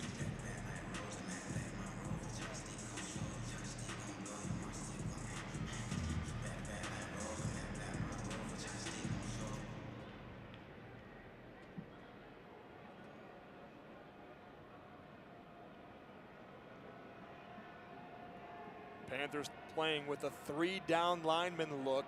They've got 8 defensive backs at the 25 and beyond. Snap McClendon, he will float it right side. Lingard makes the catch down to the 26-yard line before he is hammered by Donovan Mutin. And C.J. Johnson, head coach for the Roughnecks, uses timeout number 3 with 2 seconds left in the second quarter.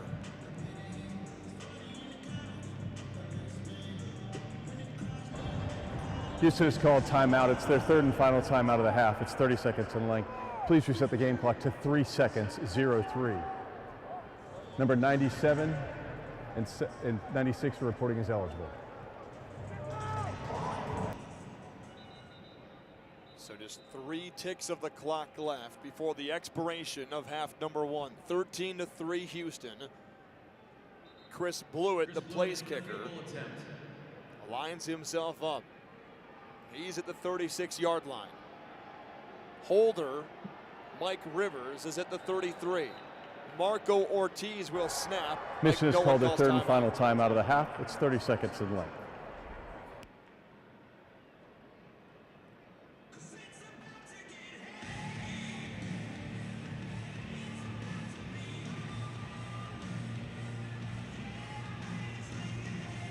So both teams fully out of timeouts.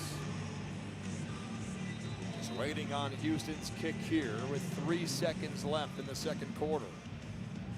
It's Houston 13, Michigan 3. Number 97 and 96 are reporting as eligible. Houston scored on their first offensive drive of the game and then a defensive touchdown. A pick 6 from Marvin Moody Jr. off quarterback Rocky Lombardi in the second quarter.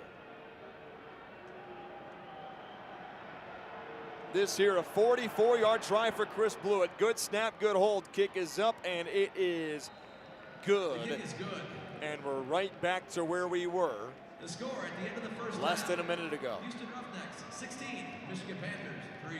So Roughnecks 16, Panthers 3. We've hit halftime here at Ford Field in downtown Detroit. Work to do for Mike Nolan's group in half number 2 in the final regular season game of the season on the Michigan Panthers Audio Network.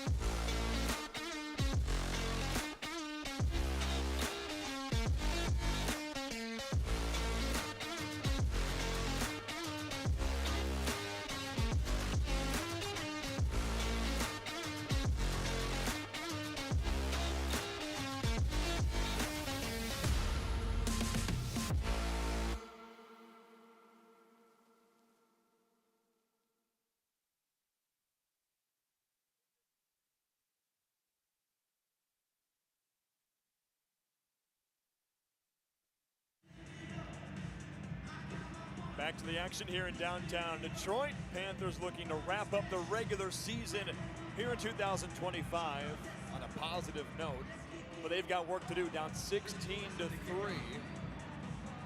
Long offensive scoring drive to start the game for Houston. 12 plays, 83 yards, a 1-yard touchdown dash for Lorenzo Lingard. And a pick six for Marvin Moody Jr. off of Rocky Lombardi. There's the run-up and the kick from Chris Blewett. It'll be returned by Xavier Moore, who fakes reverse. Speedy down the right sideline. 45, 50, jukes inside. Down inside the 45-yard line to the 43. Touchdown saving tackle made by Leon O'Neal Jr. And the Panthers, when they needed a spark the most, they get one from the special teams unit.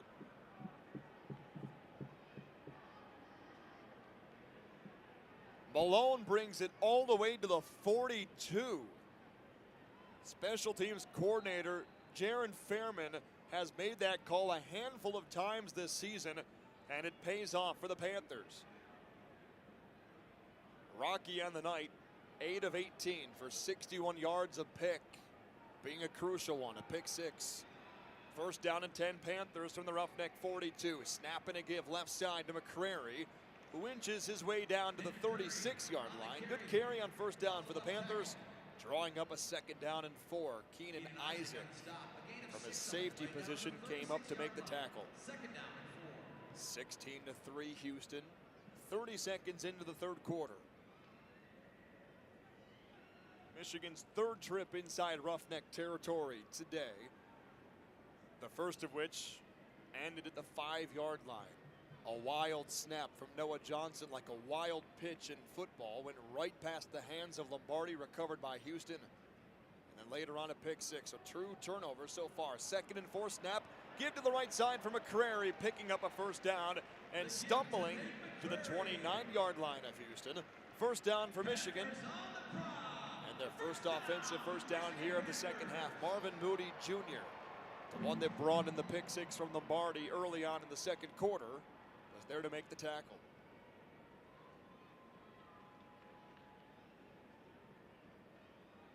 On the ground first half, Rocky led the way, 3 for 59. McCrary had 2 for 14. Colburn, and his first carry back off the injury list, picked up 5 yards. 16-3 Houston, 13-30 left in the third quarter.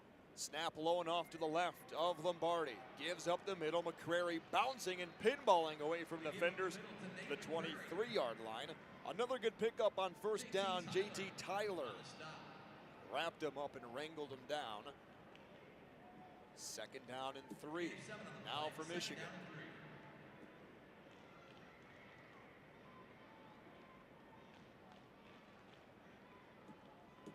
McCrary on the year just surpassed 350 yards on the ground. 25-year-old out of Saginaw Valley State, hometown of Muskegon.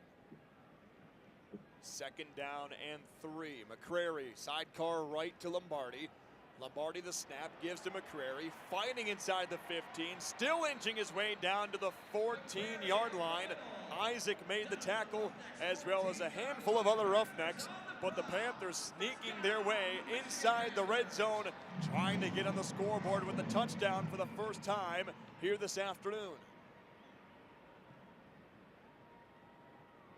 Substantial push on this first drive from the Panther offensive line. Nelson, Burton, Johnson, Kern, and Okorafor, without Cabral and without Russell today. Out of the huddle, to the line, come the all-royal plum-clad Panthers. Snap to Lombardi, quarterback draw, right side, blazing towards the near sideline. Penalty flag flies as Lombardi skipped out of bounds at the 5-yard line, but a penalty flag lies at the 15-yard line, and the Panthers immediately retreat back to the line of scrimmage. Offense number 60, 10-yard penalty from the previous spot. Repeat first down. Jason Autry tells us Victor Kern, 6'4", 320, mammoth of a human being out of Ole Miss. The guilty party there. Now a 1st and 20.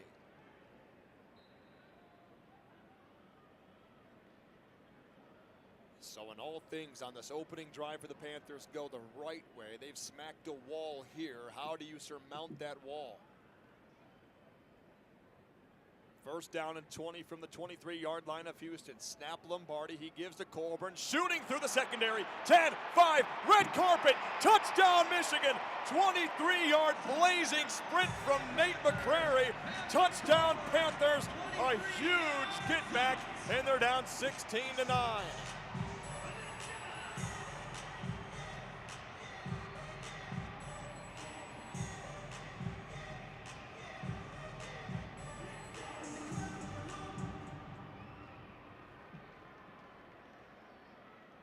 The sea parted there for the Panthers, and it turns into a 16-9 deficit. A huge play for Michigan to get them on the board here early on in the third quarter.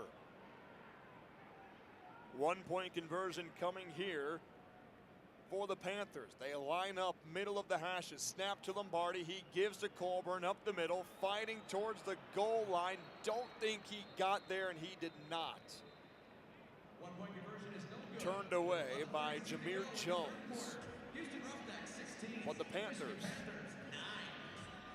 9. a touchdown on their first drive of the second half, and they are right back into this one. 16-9 is the score at 11:32. Third quarter on the Michigan Panthers Audio Network.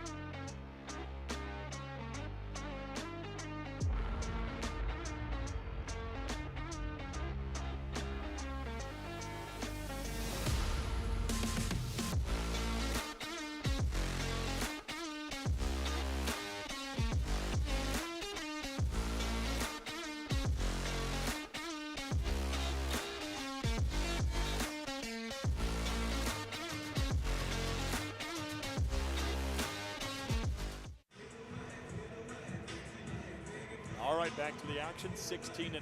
Houston still in front, but Michigan counters a late second quarter drive with a third quarter opening drive of their own.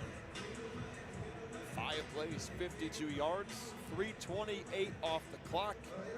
Matthew Colburn, his first rushing score of the season, went down with an injury in week 2 and returns here this week. Big weapon for Michigan to have as they head into their second consecutive meeting with Birmingham in the USFL Conference Championship game next week. Marcus Sims waits for it and returns off the leg of BT Potter. Returning near side, Sims with blazing speed, 35, stiff arms 40, bouncing off defenders to midfield and to the Michigan 49-yard line. The first touch for Marcus Sims after being traded to Houston in week 2 inside the building where he got his UFL start is a good one. And the Houston Roughnecks set up shop at the 49-yard line. That's where they will embark on their first drive of the second half.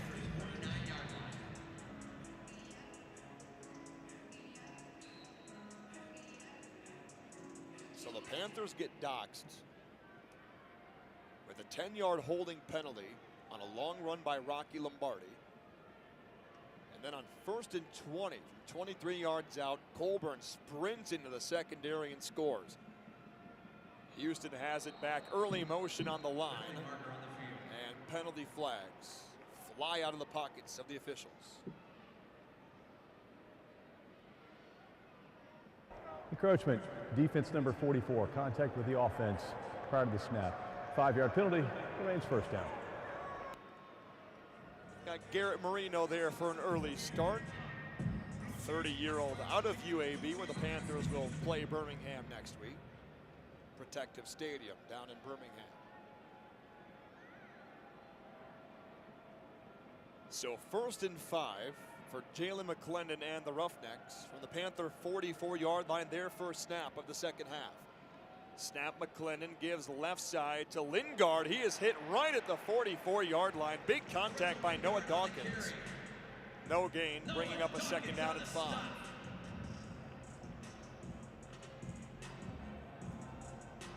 Dawkins, Whitehead, and White have been quick to the ball today for the Panthers. The Roughnecks have exploited the front four for Michigan quite a few times today, but that second level has been great at rallying to the football. Now 2nd down and 5 from the 44. 10:45 third quarter, Panthers down 7. Snap, McClendon fading out right, got room to run if he wants it. Instead throws downfield, wide open target, Emmanuel Butler inside the 5 and down to the 4-yard line. A strong pitch and catch from quarterback Jalen McClendon, and the first grab of the day for Butler. His 11th catch of the year and his longest of the season sets up Houston down at the Michigan 3-yard line. Kai Nakua saved a touchdown inside the 5-yard line. Perfect flag route from Butler to set up Houston inside the Michigan 5. 10 minutes even to play, third quarter, 16-9 Houston. Hall motions left to right, snap, throwing out right side is McClendon. He finds Hall, who is somersaulted to the ground by Noah Dawkins, bringing up a 2nd and goal. Noah Dawkins on the stop. No gain of the play. 2nd and goal from the 3. Panthers trying to hold again on defense like they did late in the second quarter, right before Lombardi threw his pick 6 to Moody. 2nd down and goal from the 3-yard line. McClendon checks the wrist tape on his left hand. Motion man doubling back is Spivey. McClendon the snap, RPO, throws right, caught Spivey right at the 3-yard line. Maybe got half a yard. Don't know how he fitted into that window. But guess what, man? Noah Dawkins all over it again from the 2-yard line. It brings up 3rd and goal. Gain of 1 on the play. Panthers fans, make some noise. It brings up 3rd and goal from the 2.5-yard line. This fruitful crowd on a Saturday afternoon in downtown Detroit has been noisy. Their offense has put them back into this game. Can the defense hold? 3rd and 2, right hash mark from the 2-yard line. Houston the snap, McClendon back, looks, throws, end zone, incomplete, over about 6 different players. Spivey the intended target. And here comes the Houston field goal unit to try and make it a 10-point ball game.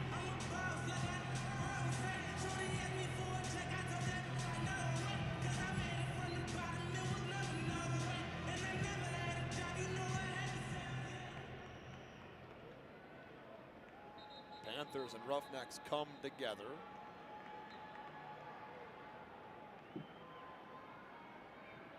There is a lot of heat right now in the field, in between the 5 and the 10-yard line. Teams starting to hold each other back. Avery Genesee is the main one involved for Houston in this scrum. So we finally get the ball set down at the 2-yard line. This will be about a 20-yard try for Chris Blewett, who's 1 of 1 today. 16-9, Houston, 8 minutes to play, third quarter. Snap from Ortiz, hold down from Rivers, kick is up, and that's a chip shot for Chris Blewett. Kick is good. At 7:57 in the third quarter, the Roughnecks lead it 19-9 on the Michigan Panthers Audio Network. Quick turnaround, no break. I just want to take a break. Fit done.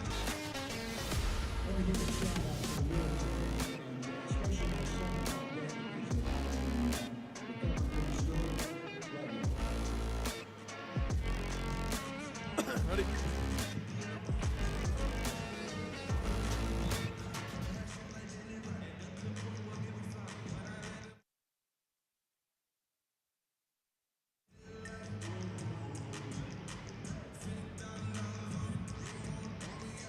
.7:57, third quarter, 19-9. There's the lead for Houston after the Chris Blewett 20-yard chip shot field goal off the right hash mark. He has got it teed up back at the 30-yard line down to our right. Martinez and Malone set to return for the Royal Plum-clad Panthers. Hovering underneath it is Malone at the 10-yard line. He takes it out and cartwheels at the 29-yard line after being hit by JT Tyler. So 7:52 third quarter, 10-point lead for Houston as the Panthers try to eliminate this 19-9 deficit.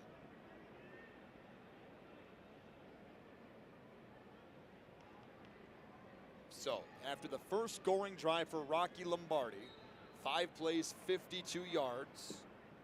Matthew Colburn, 23-yard touchdown carry. It's Danny Ettling's turn for the Panthers. He leans in, palms wide open in front of his chest, takes the snap, gives to Colburn up the middle, gets back to the line of scrimmage, does not pick up a yard. Second down and 10. Maraney made the tackle. Danny Etling at quarterback for the Panthers. So for Danny now in the season, completes at 59.5%, 521 yards, 5 touchdowns, 1 pick. He's ran for 51 yards. McCrary, the running back, sidecar right, motion man left to right, Turner. He now doubles back, snap to Adling, chest high, sets his feet, throws left side. That's caught up at the 36-yard line. A blazing fastball from Danny Etling to cut it down to 3rd and 3. Keenan Isaac made the tackle. Gunnar Oakes made the catch there for the Panthers. Wholesale change off the sideline. Malone, Weidermeyer, and Nakua come in. Moore, Mariner, and Turner jog off to the far side. Third down and a lengthy 3 for Danny Etling and the Panthers, chasing 10 points at 6:40 in the third quarter. Snap to Etling, gives to McCrary up the middle, fighting towards the first down mark, and I think he's going to be short by about half a yard. Marvin Moody Jr. made the tackle, 4th down and half a yard for Michigan. Green light means go for offense. Everyone packed in tight. McCrary is right behind Etling, who ducks in behind center, takes the snap, bobbled the snap, and I think it's fumbled free. And Houston was right there. No matter what, they got the stop. And they're going to get it back.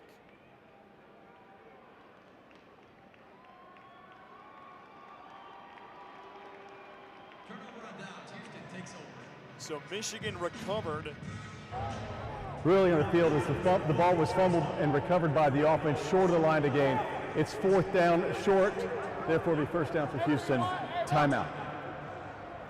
So after the break, Houston has a chance to expand upon their 19-9 lead at 6:06 in the third quarter on the Michigan Panthers Audio Network.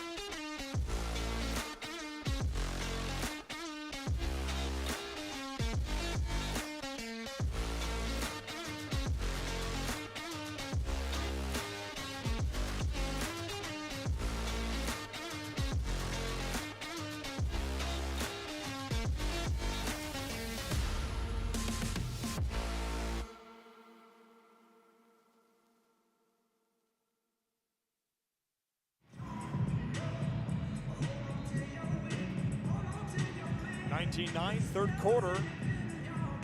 Houston with the lead at 6:06. And the Roughnecks have it back for the Panther 38-yard line. They tried a different variation of the tush push with quarterback Danny Etling on his first drive of this ballgame. He would fumble the snap, he would recover, but Houston would turn him away. And now Jalen McClendon and company have the ball back. Lorenzo Lingard, running back out of Akron, 2 yards behind him in a pistol. Snap. McClendon gives Lingard up the middle, hit and dumped. 34-yard line. Ron Stone Jr. on the stop. Ron Stone Jr. made the tackle for Michigan. A gain of 4 to the 34. Second down and 6.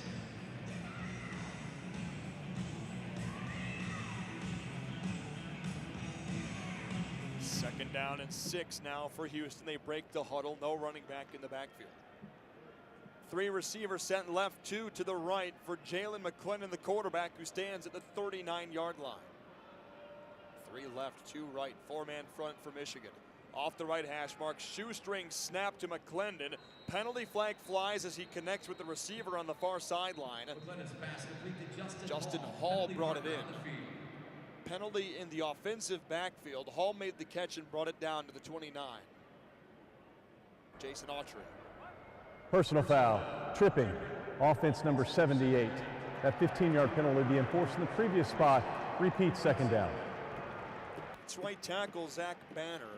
And for a team that has not been penalized much this year, that's just their 3rd of the game, but a pretty crucial one at this point in this ball game, as that pushes them well outside of field goal range. They were inching closer to the range of Chris Blewett, but now all the way back at the 49-yard line.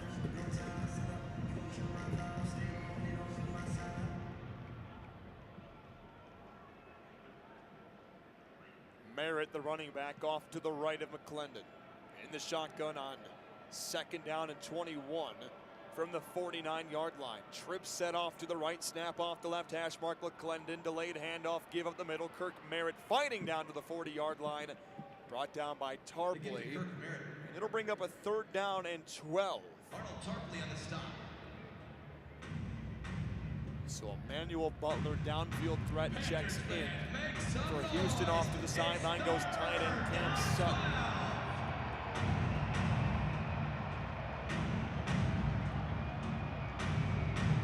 Houston in a huddle at the 45-yard line as they try to score in the Panther end zone to our left. Snap will come off the 40 from center Jack Kramer. 3rd and 12. Today the Roughnecks are 3 of 6. McClendon the snap. Blitz is on. He's back, pressure, and his face ball is batted up and incomplete. Intended for Justin Hall. Bryce Tornaden got his mittens on it, and at 4:14 in the 3rd quarter, down 10. Here comes the punt team for Houston.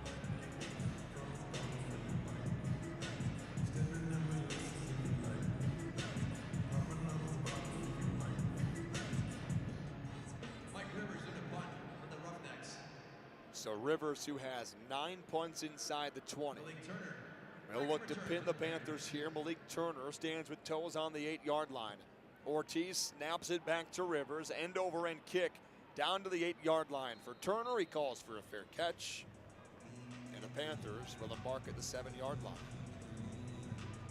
Quick 30-second break here on the Michigan Panthers Audio Network.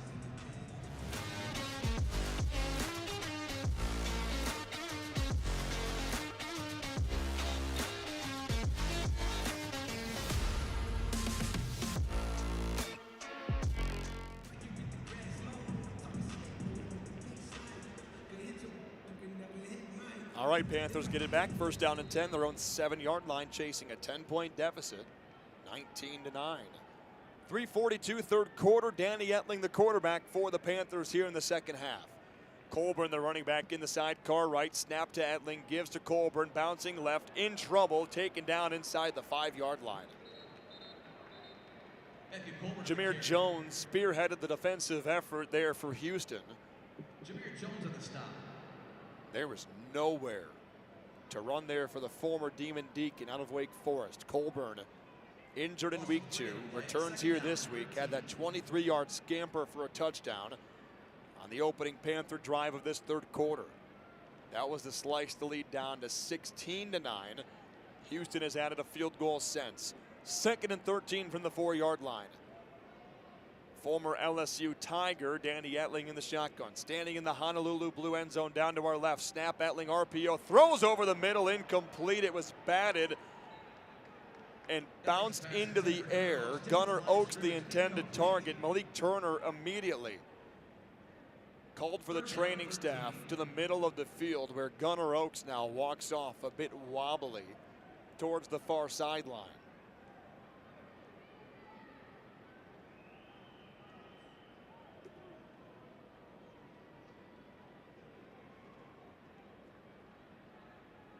Third and 13 for Michigan at 2:40 in the 3rd quarter, down by 10. Empty backfield for Danny Etling and the Panther offense. Roughnecks bring 4. Snap to Etling. He looks some more. Now he'll throw, middle of the field. Caught by Weidermeyer right at the marker, and he picks up the 1st down. Needed 13. He got 14 on a flick of the wrist from Danny Etling, and the Panthers move the chains on a gotta-have-it drive. That's a gotta-have-it throw from Danny Etling. Faded out to his right, and then like a simple turnaround jump shot, he just flicked it in the direction of Jalen Weidermeyer, who's got his 2nd catch of the afternoon. Now 1st down from the 18-yard line. Ducking below 2 minutes, 3rd quarter, Panthers down 10. Snap to Etling on 1st down, rolling out right. He'll tuck it, he will keep it. Sneaks out of bounds at the 21-yard line. Gain of 3. Scribbling up a 2nd down and 7. Rashad Williams was there to bounce him out of bounds. 21-yard line, 2nd down and 7. Weidermeyer still in at the tight end. Turner, Moore, Mariner, and Colburn, the other skill position players on the field. Mariner all alone right side. He's without a catch today. The UFL's leader in receiving yards. Turner motions left to right in an empty backfield for Etling. Got the snap, throws it left side. What a catch! That is Jalen Moore sending the big white gloves behind his body to somehow haul in a fastball from Danny Etling all the way to the 38-yard line and a Panther first down. Rashawn Williams dragged him down to the field turf as we're within a minute to play in the third quarter. That pass had interception labeled all over it, and Jalen Moore stole it away from the Roughnecks. First down from the 38-yard line. Snap to Etling, play action, loading up, pressure comes, ball free on the ground. Houston seems to be on top of it as pressure came from the back door, and TJ Franklin swatted it out of the hand of Danny Etling.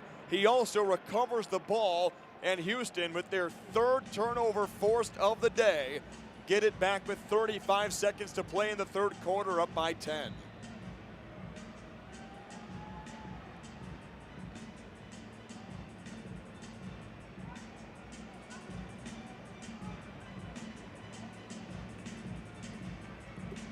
Danny had no idea that pressure was ramping up on his backside.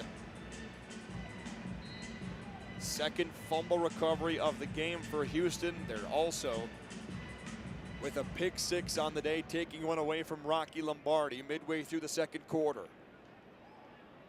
Roughnecks have it back, 19-9. They lead it from the Panther 33-yard line. McClendon in the shotgun, leans in, calls out for it. There's the shotgun snap. He'll hand it off left to Kirk Merritt, the running back, bouncing out towards the near sideline and dragged down at the hip by Kendrick Whitehead at the 31-yard line. Gain of 2, second down and 8.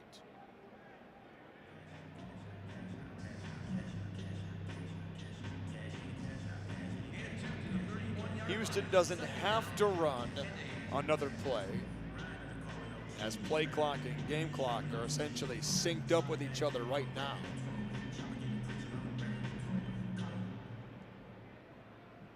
They very well may run a play here. Inside 5 seconds, down to 4. And C.J. Johnson on the near sideline, head coach for Houston, says no need. That's the end of the third quarter. Timeout. The dulcet tones of Jason Autry will send us to the fourth quarter. Panthers have work to do, trailing by 10. A defensive stop is needed before they can get it back to start the fourth quarter on the Michigan Panthers Audio Network.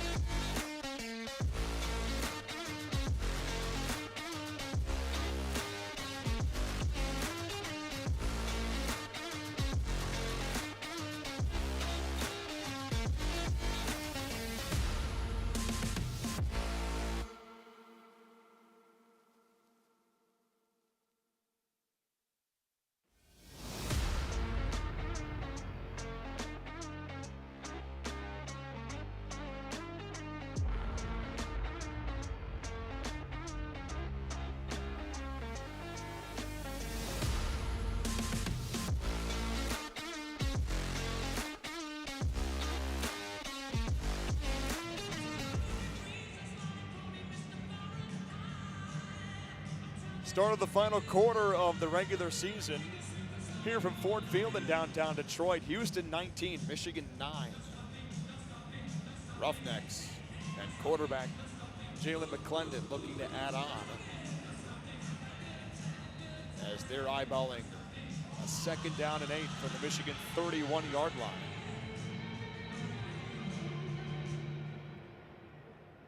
Just before the third quarter ended, Danny Etling a fumble after the Panthers got out of their own shadow in the end zone.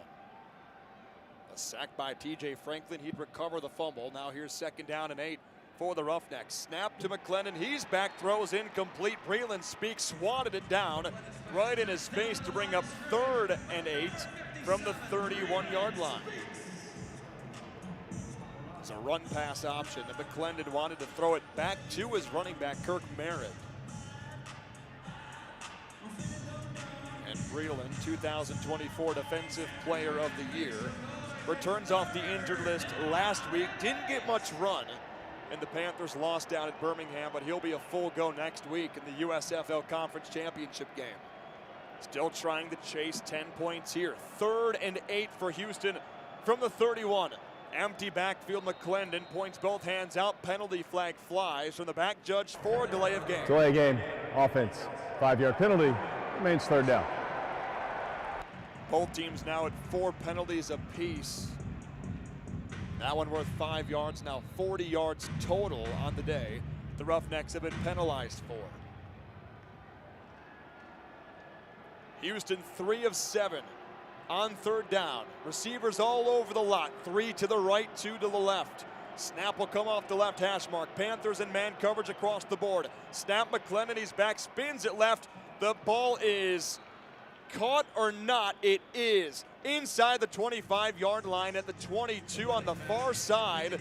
Chisholm made the grab. It was bobbled, and now the officials come together with about 3 or 4 Panthers right there in their eardrum to tell them that's not a catch. Rule on the field is an incomplete pass. 4th down. Keontae Harden has been filled with Gorilla Glue today. The way that he has been sticking to these wide receivers. Didn't make the roster to start the year, ended up being brought back, and he has been a staple in the defensive backfield for Colin Bauer since about the midway point of the year. Number 97 and 96 are reporting is eligible. So this, for Chris Blewett, would be the longest field goal of the year. The ruling of the previous play is under review for calling of an incomplete pass. Timeout for officials review. So it would be a 54-yard try if this does not get overturned. Here's Mike Pereira. Okay, Jason, what I'm doing is I'm looking at 2 things. Looking at the catch, and then I'm looking to make sure that he has the 1st down, too. So I want to go to the catch first, and there is a clear bobble. He looks to pin it against his body. And again, clearly he's down inbounds if he's got control there. I want to see it from the other side. There's the shot from the other side. And again, that ball's kind of pinned there. And I don't know, and then that left hand looks like it might bounce off. I don't have enough to reverse it. I'm going to stay with the incomplete pass.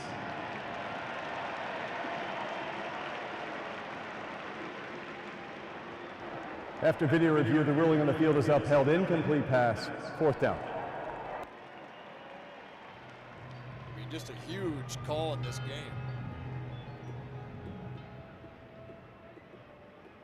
Great play by Keontae Harden to sprint over and make that play. This would be the season long for Chris Blewett. 54 yards on the try. Snap will come from Marco Ortiz. Mike Rivers will hold. Good snap, fake. Blewett running right side. Blewett is not going to get there. He didn't even get 2 yards to the 35-yard line. And now there is a massive scrum on the Houston sideline. Panthers and Roughnecks come face mask to face mask as Chris Blewett lies on the 35-yard line on the near side without much motion. He points to his left leg.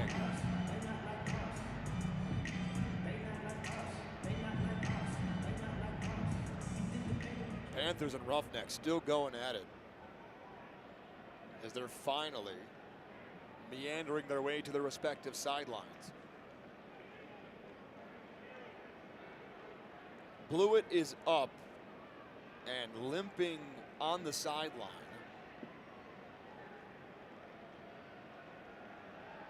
As Mike Rivers, the holder, just flipped it over his head to Chris Blewett. And he tried to run it around the right side, but I'll tell you what, the Panthers were dialed in on that fake.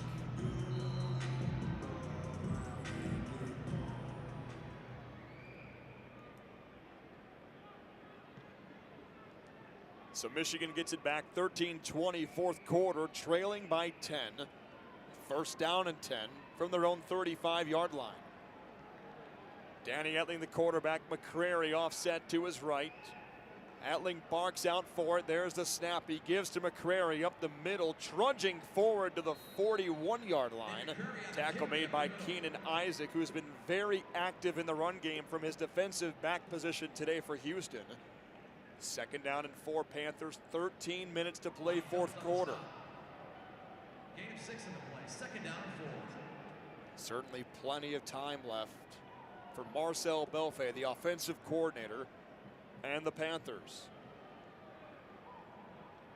Second down and 4 from the 41-yard line. Etling the snap, fakes to give McCrary. Danny's going to keep it right side. He is hit and thrown down at the 46-yard line, but that's good for a Panther first down. Keenan Isaac again in to make the tackle for Houston. Michigan Panthers. Panthers have been without the explosive plays today. Haven't seen many of them.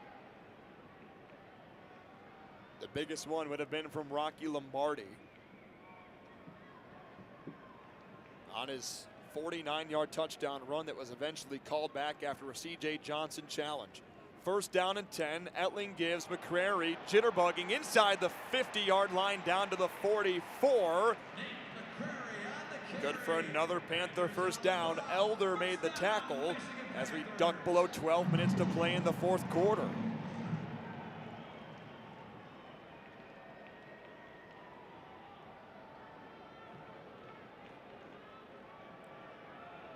Panthers trying to up the tempo. Houston not letting them as they substitute slowly off the field. Matt Colburn, the running back for Danny Etling.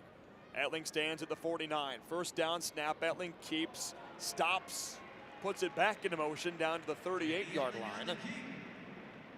Gain of 6, second down and 4. Christopher Allen made the tackle for Houston. 11:15, fourth quarter. 19-9, Houston, second down and 4 from the Roughneck 38-yard line.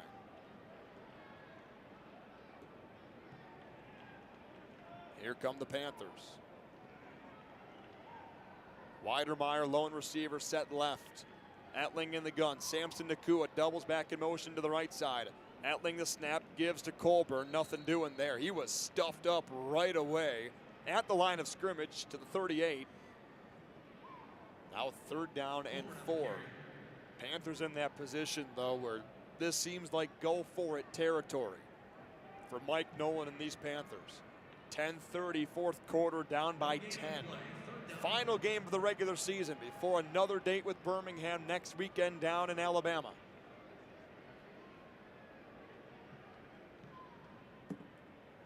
Third down and 4.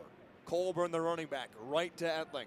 Snap to Danny, he's back, clean pocket, floats it right side, caught by Malone. He's got speed, far sideline 20, cuts inside at the 18, down to the 15, 14-yard line to the 13. Panthers pick up a much-needed first down. O'Neal makes the tackle. Danny Etling found Malone streaming wide open into the secondary, and the Panthers are on the prowl inside the 15. That's the first catch of the season for Xavier Malone. Return specialist, and the Panthers at the 14 is where they'll set him up. Have a first down.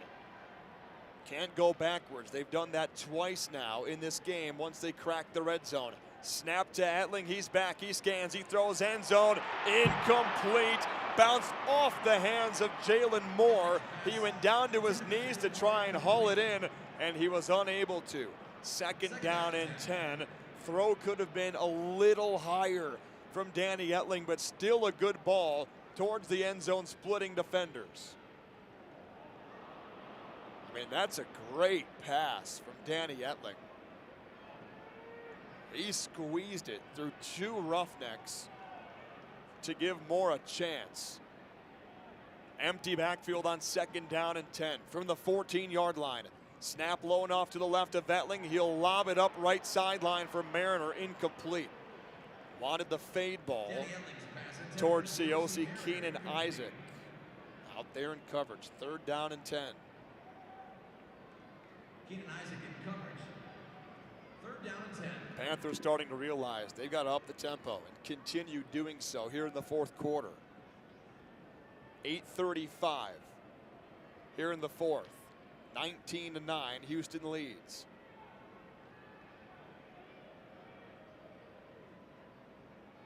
Etling in the shotgun. He's got the snap. McCrary provides a nice block. Danny steps up in trouble, swirled down back at the 16. That's a sack. Jameer Jones brought him down, loss of 2. Now a 4th and 12. Here's BT Potter.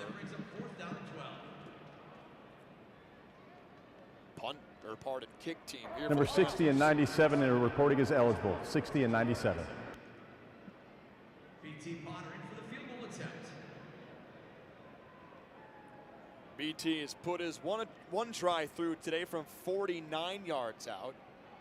The team here, Bowden snapping, Vernon holding. Kick is up, and it is good.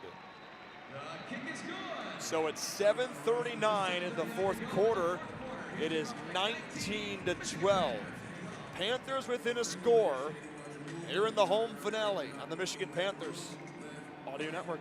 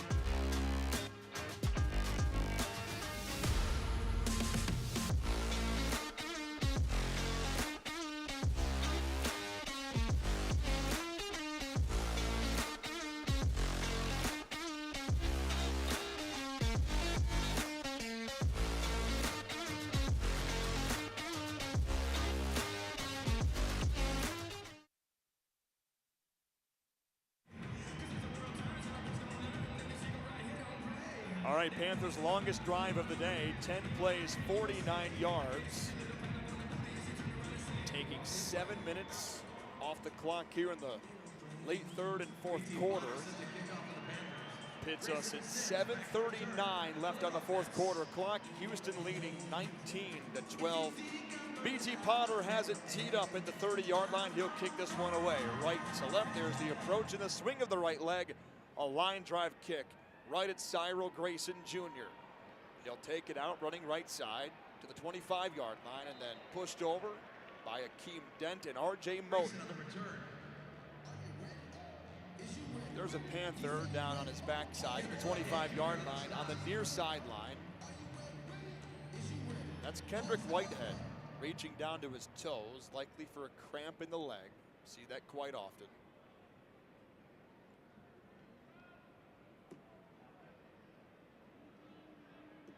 There's been a lot of cramping issues today at Ford Field.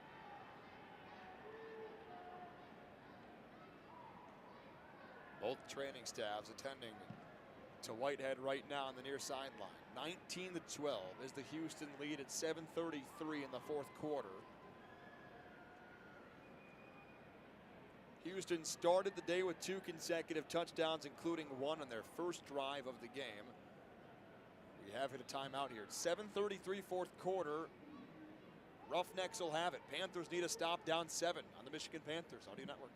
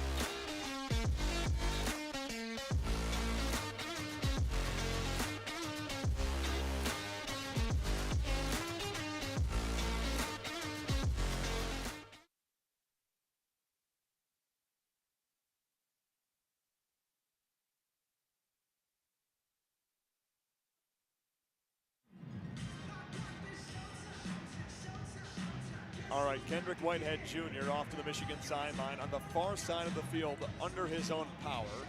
That's pointing to his calf as he walked off. 7:33 fourth quarter.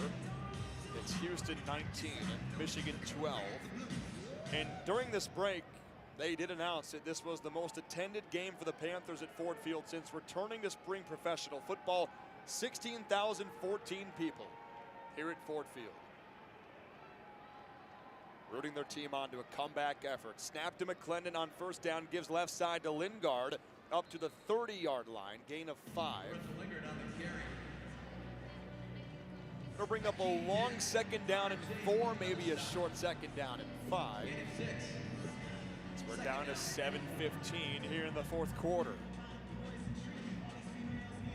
Quarterback Jalen McClendon today, 17 of 29. He slowed down, cooled off a little bit in the second half. Still good for 193 yards, 59% completion percentage. Lingard's rushed for 31 yards on 10 tries.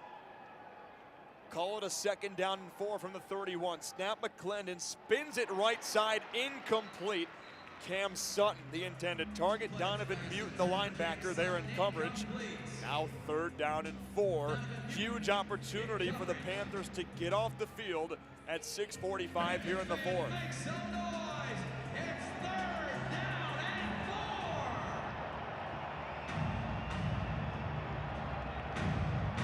4. So this record crowd here at Ford Field turning to fever pitch on 3rd and 4 from the 31. Merritt, the running back, in the sidecar left to McClendon. Panthers down 7, 6:20 to play, fourth quarter. Snap to McClendon. He's back, he is hit, he is taken down for a sack. Garrett Marino got him at the 30-yard line. It's a loss of a yard, and it brings up a 4th and 5. And the Panthers, as of right now, set to get the football back with a chance to tie or take the lead.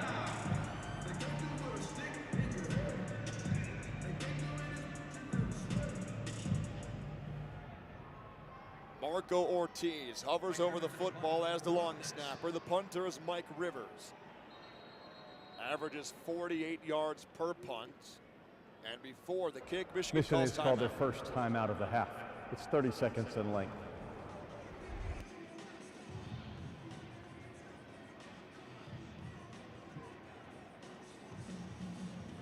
So that's the first timeout utilized by Mike Nolan. And the Panthers here in the second half. And they've got an electric returner that's back there that can provide you a long return if given just a sliver of space. That is Xavier Malone. Made his first catch of the year on the last Panther offensive drive. And it was good for 24 yards off the hand of Danny Etling. So now set up to do it on 4th down and 5. Snap back to Rivers. Drives the ball down the field. Spiraling towards Malone, who waits for it at the 20. Sprints it out 30. Spins out of a tackle 32. And right about there, snowed under by Christopher Allen and the rest of the Roughnecks. 5:34, fourth quarter. Danny Etling and the Panthers down by 7, 19-12. An opportunity to cut into the lead, tie this football game, or potentially take the lead. The regular season finale, as they have a date etched in stone with the Birmingham Stallions for a second consecutive year in the conference championship game next weekend in Alabama. 1st and 10 from the 33-yard line. McCrary, the running back, snap to Etling, gives to McCrary, stood up at the line, inches forward for about 2 yards, taken down by Moody Jr. Second down and 8 now from the 35-yard line. 5:20 rolling away, fourth quarter.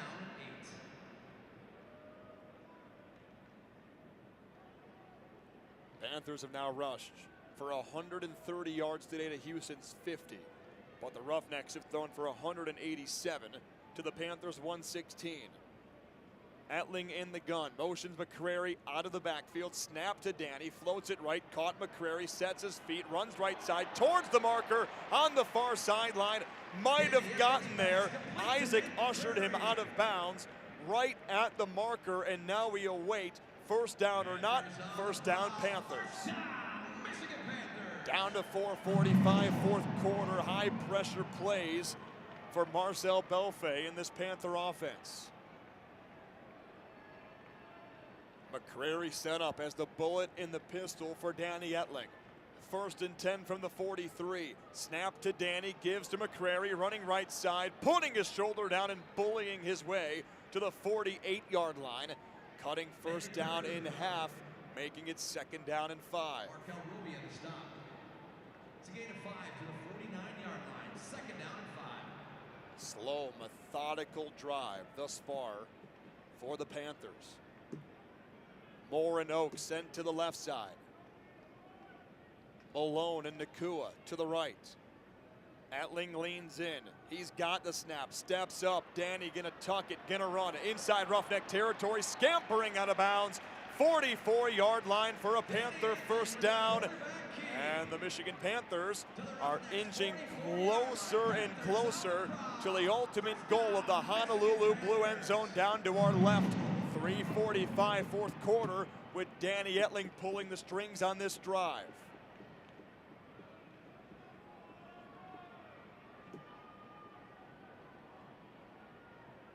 McCrary goes off. Colburn comes in wearing a heavy wrap around his left shoulder. Panthers in the all plum uniforms today. 1st and 10 from the 44. Snap. Etling guns it middle. Incomplete. Bobbled and flew downfield off the hands of Samson Nakua. Xavier Benson, the roughneck there in coverage. It was tight, plastered all over like a backpack on Samson Nakua. And at 3:15 4th quarter, this clock continues to melt away. 2nd and 10 from the 44. Panthers chasing 7 points. Empty backfield for Etling. He stands at the UFL logo at midfield. Panthers attacking the end zone to our left from the far hash mark.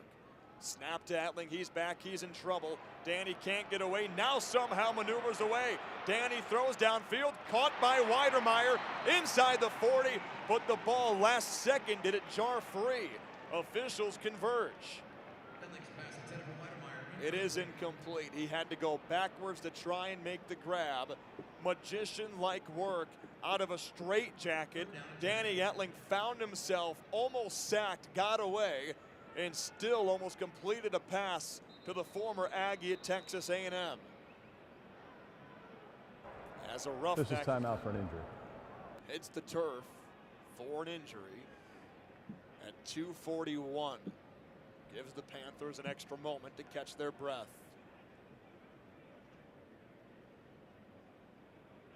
They trail this one by 7, 19-12. Roughnecks scored the first 2 touchdowns of the game to go up 13-0, including a game-opening drive. 12 plays, 83 yards, just under 7 minutes, in which Lorenzo Lingard plunged in for a 1-yard touchdown. Then mid-second quarter, Rocky Lombardi threw his first professional interception right into the waiting arms of Marvin Moody Jr. Went back for 6, 13-0 Houston. Both teams have converted 2 field goals since. Michigan's only touchdown score was on a Matt Colburn 23-yard dash through the middle of the Roughneck defense. The question becomes, who will be the hero today for Michigan, if there is one at all? Down 19-12, clock starts 2:35 4th quarter. Empty backfield for Danny Etling. He's got the snap, he's back, he looks, scanning downfield. Danny gonna stiff arm, can't get away. Eventually thrown out of bounds. JT Tyler with a massive hit, and the Panthers and Roughnecks come face to face on the far sideline with a chorus of boos from this sold out Ford Field crowd. This record crowd, at least here at Ford Field, the biggest one in Panthers history.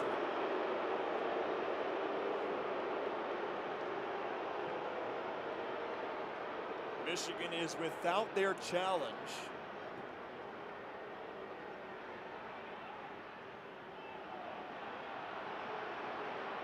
And I'm going to be honest with you. Looking up at both video boards to our left and right, there should have been a late hit penalty called there against JT Tyler. 4th down and 6. Instead, it's 4th down and 6 at 2:15 4th quarter.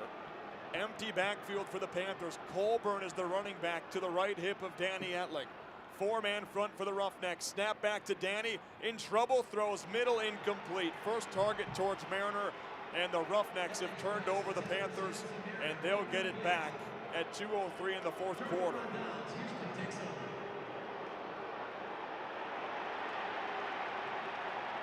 Keenan Isaac was in coverage, and now another face-to-face confrontation between these two teams. This has been all day. There are penalty flags littering the field turf below. One sitting at the 39-yard line and another at the 30. There's one more at the 26.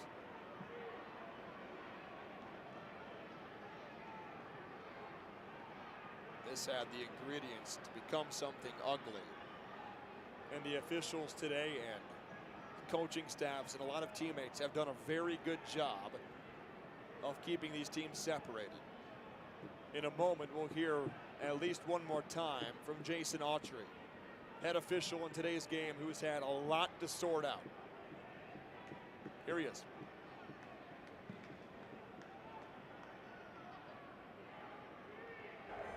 After the play was over, personal foul against Houston, number 96. That 15-yard penalty will be assessed. It will be first down and 10 for Houston after enforcement.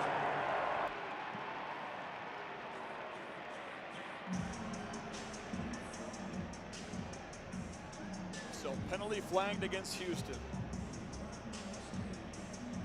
TJ Franklin, who sacked Danny Etling early on in the fourth quarter and recovered the fumble after the ball was jostled free.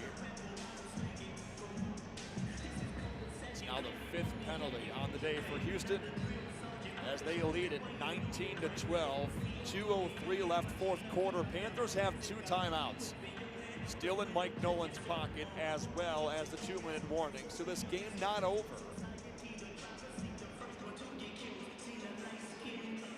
But certainly a daunting task now for the Panthers.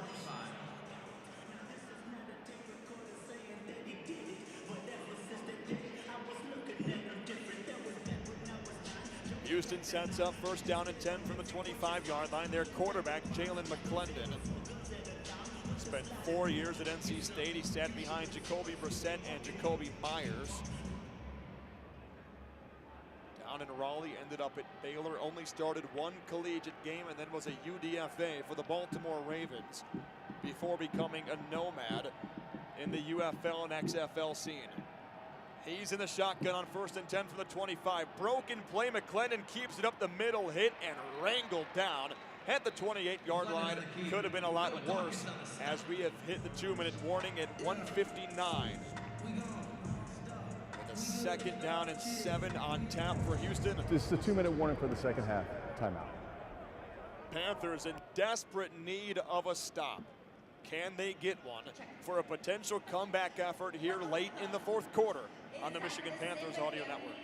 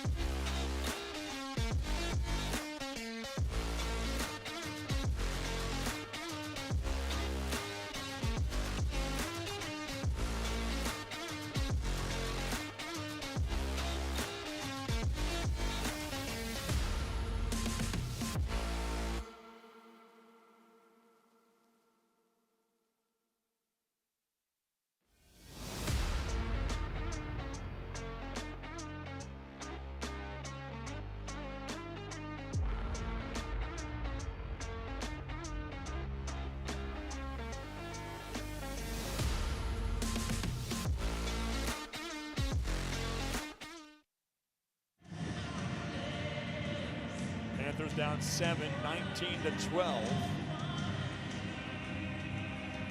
Coming up on the backside of the 2-minute timeout in the final game of the regular season. Panthers a trip down to Birmingham, Alabama next weekend.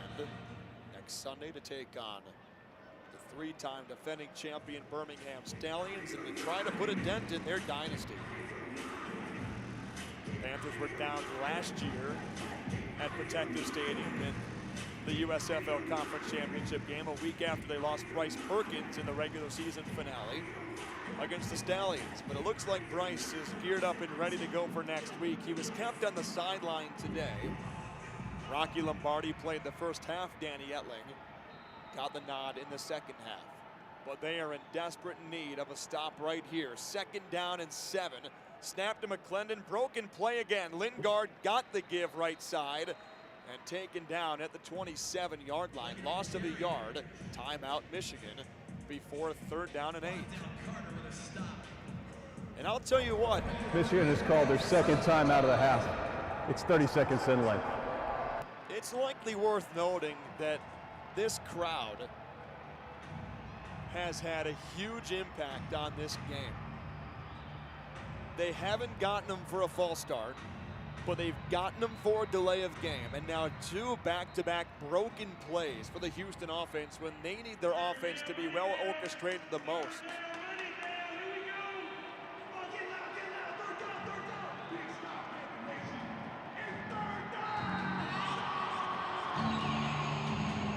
So here we go. Who wants to make a play for Michigan? Biggest defensive play of this ball game, 3rd and 8 from the 27-yard line. Empty backfield for McClendon. Roughnecks need the 35. There's the snap, it's low. McClendon back sends it middle, incomplete, almost picked off by Kai Nakua, but swatted down by Keontae Harden, who's having a career game today. A fastball towards Emmanuel Butler was swatted down and almost picked off twice by Michigan. And at 1:50 in the 4th quarter, the clock stops after an incomplete pass below 2 minutes, and the Panthers hold on to a much-needed timeout as Xavier Malone stands back at the 25-yard line. Snap to Rivers. Kick spirals down to our right. Malone hovers underneath it, hauls it in, 20-yard line. He's in trouble, and he will just walk out of bounds at about the 23-yard line.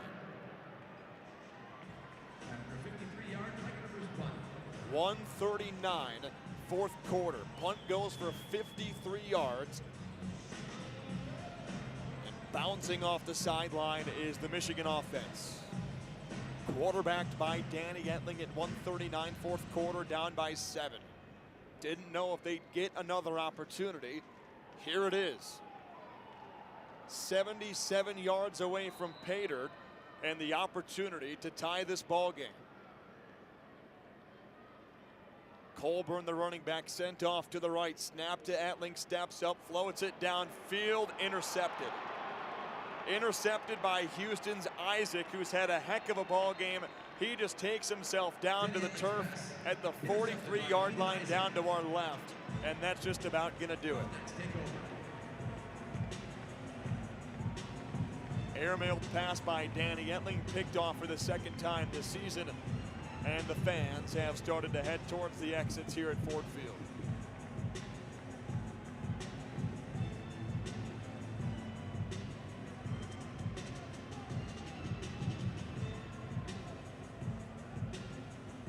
For Houston, that is an absolute weapon. Playing defensive back. 19-12, Houston has it back. And after not being able to move the ball on their previous drive and put this game away, the defense says, you know what, we'll take one play and do it ourselves.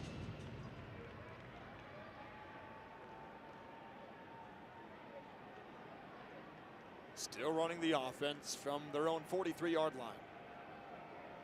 McClendon in the gun. Merritt set up behind him. Snap to McClendon. Give right side to Merritt, being chased and brought down right away. Back at the 39-yard line, loss of 4. Merritt on the carry. 2nd down and 14. Ron Stone, Garrett Michigan has called their third and final timeout of the half. With just 1:24 to play here in the fourth quarter.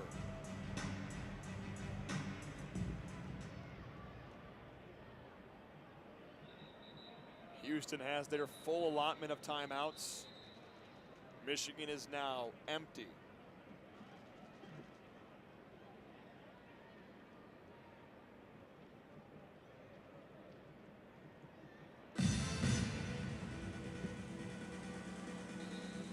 Down by 7 at 1:24. A second down and 14. Roughnecks break the huddle. Here they come from the 39-yard line. Panthers show a four-man front,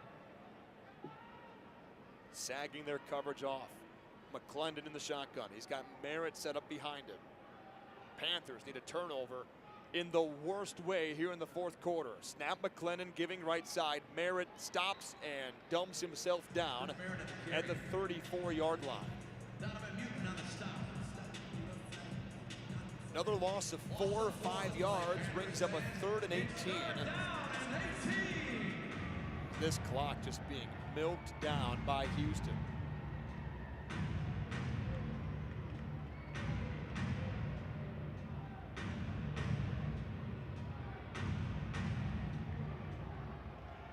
They slowly approach the line of scrimmage.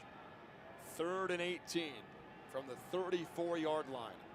Merritt, the running back, snap, give Merritt, left side, found a crease to the 40-yard line, down the far sideline. There goes Merritt. He might go all the way. 30, 20, 15, 10, 5. Penalty flag is out.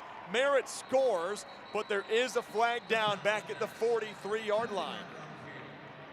And it's for a hold against Houston.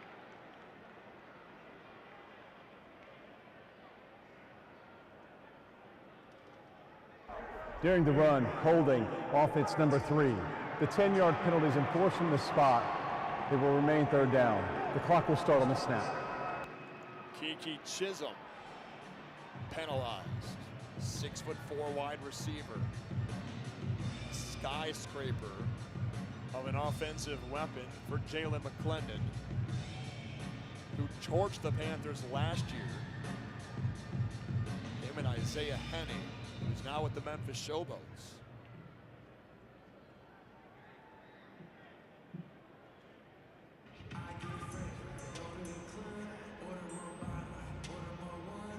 So now 3rd and 20. And the Roughnecks can just take a knee.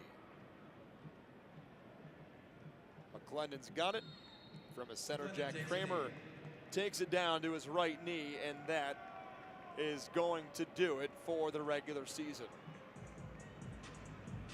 Roughnecks going to take this one 19-12. Panthers just could not stitch together scoring drives.